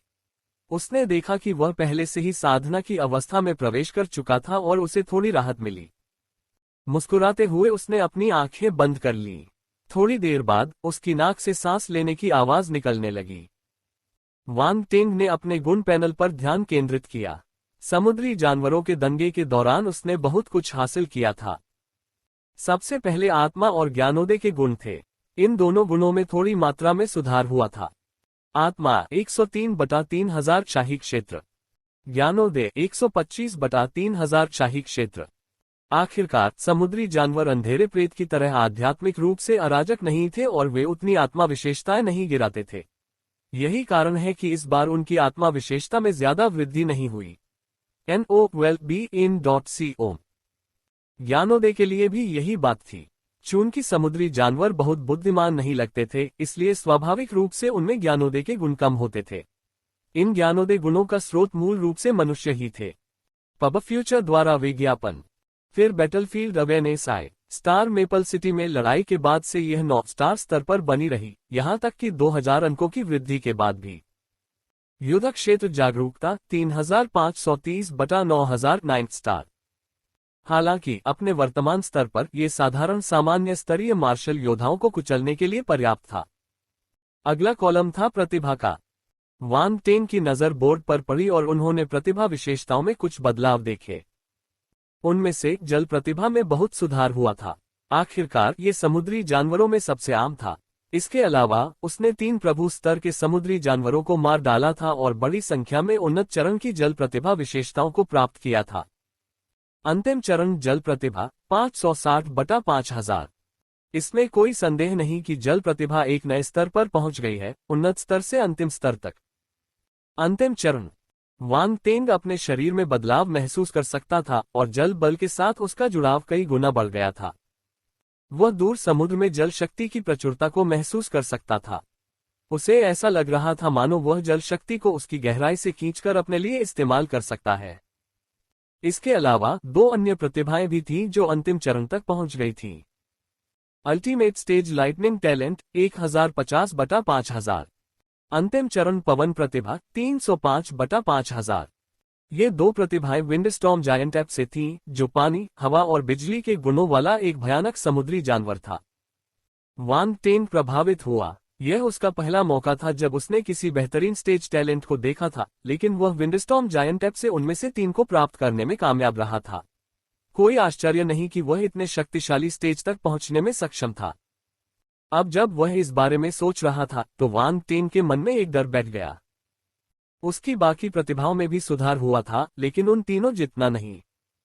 वांग टेंग ने फिर फोर्स कॉलम को देखा और संतुष्टि से मुस्कुराया। 5 तत्व 10 सितारा जनरल स्टेज पर पहुंच चुके थे। शायद ही कोई ऐसा हो जो उसकी बराबरी कर सके। Ads by PubFuture. धातु बल 3200/10000 10 सितारा। लकड़ी बल 2560/10000 10 सितारा। जल बल 7630/10000 10 सितारा। अग्नि बल 1530/10000 10 सितारा। पृथ्वी बल 1710/10000 10 सितारा। उनमें से जल बल निस्संदेह वह विशेषता थी जो सबसे अधिक बड़ी थी। ये 10 सितारा उन्नत चरण तक पहुंच गया था और सफलता से बहुत दूर नहीं था। ऐसा मुख्यतः इसलिए था क्योंकि वहां बहुत सारे समुद्री जानवर थे। उन्होंने जो जल बल प्रदान किया वो बहुत अधिक था। वास्तव में जल बल विशेषता वाले बहुत से बुलबुले अपने आप गायब हो गए थे। वांग टेन के पास उन्हें किसी भी समय इकट्ठा करने की सुविधा नहीं थी, अन्यथा उसका जल बल 11 सितारा निम्न स्तरीय सामान्य चरण तक पहुंच सकता था। ये बहुत दुख की बात थी। कितना बड़ा नुकसान। वांग टेंग ने अपना सिर हिलाया और इस पर ज्यादा सोचना नहीं चाहता था। अगर वह इसके बारे में और सोचता तो शायद वह पछतावे में मर जाता। उसने अन्य तत्वों को देखा और फिर से खुश हो गया। इस बार उसकी बर्फ, हवा और बिजली की शक्ति में भी बहुत सुधार हुआ था। बर्फ बल 320/4006 सितारा, वायु बल 1150/4006 स्टार, बिजली बल 5350/9009 स्टार। बर्फ की विशेषता वाले कई उत्परिवर्तित जानवर थे। यहां तक कि गहरे समुद्र के विशालकाय अजगर में भी बर्फ की विशेषता थी। नतीजतन वांग टेंग की बर्फ की ताकत में भारी वृद्धि हुई थी, जो 6 सितारा सैनिक स्तर तक पहुंच गई थी। पवन बल विंडस्टॉर्म विशालकाय वानर से था और यह भी बहुत बढ़ गया था, इसी तरह 6 सितारा सैनिक स्तर तक पहुंच गया था। बिजली की शक्ति भी वानर से ही थी। हालांकि यह 9 सितारा सैनिक स्तर पर थी, लेकिन इसमें हजारों विशेषता बिंदुओं का सुधार हुआ था। खैर, विंडस्टॉर्म विशालकाय वानर ने वास्तव में उसे बहुत सारी विशेषताएं प्रदान की थीं। धन्यवाद। अगर मौका मिला तो वांग टेंग उसे मारना चाहेगा। उसे निश्चित रूप से और अधिक लाभ होगा। पब फ्यूचर द्वारा विज्ञापन। लेकिन विंडस्टॉर्म जायंट ऐप बहुत शक्तिशाली था। ये 13 सितारा लॉर्ड लेवल तक पहुंच सकता था। इस बार उसे स्पेस टॉर्नेडो का उपयोग करना पड़ा और उसे डराने और पीछे हटने के लिए धोखा देना पड़ा। इसके अलावा पीछे कई मानव मार्शल योद्धा थे, जो एक कारण था कि विंडस्टॉर्म विशालकाय वानर डर गया था। अन्यथा अगर यह अकेला वांग टेंग होता तो विंडस्टॉर्म विशालकाय वानर अंत तक आगे बढ़ता रहता। इसलिए 12 सितारा जनरल चरण तक पहुंचने से पहले वांग टेंग ने इसे भड़काने की हिम्मत नहीं की। वह अभी भी लंबे समय तक जीना चाहता था। वांग टेंग ने धर्मरथ और युद्ध तकनीक के अनुभाग की ओर रुख किया। अफसोस की बात यह थी कि वहां कोई उन्नत स्तर का शास्त्र और युद्ध तकनीक नहीं थी। आखिरकार शक्तिशाली लोगों में से कोई भी हताहत नहीं हुआ। अम्मा, यह अच्छी बात थी। वांग टेंग ने अपने दिल में चल रहे बुरे विचारों को दबा दिया। उसे कभी भी ऐसे विचार नहीं आने चाहिए। अचानक वांग टेंग की आंखें बंद हो गईं। उसने एक खास तरह की कला देखी थी, गहरे समुद्र में सांस लेना। ये कला किसी समुद्री जानवर से आई होगी। वांग टेंग को पूरा यकीन था। जब उसने ये हुनर देखा तो उसके दिमाग में तुरंत ही इससे जुड़ी जानकारी उभर आई। यह एक ऐसा हुनर था जो उसे गहरे समुद्र में सांस लेने की अनुमति दे सकता था। यह शायद कोई शक्तिशाली हुनर न लगे, लेकिन यह बहुत उपयोगी था।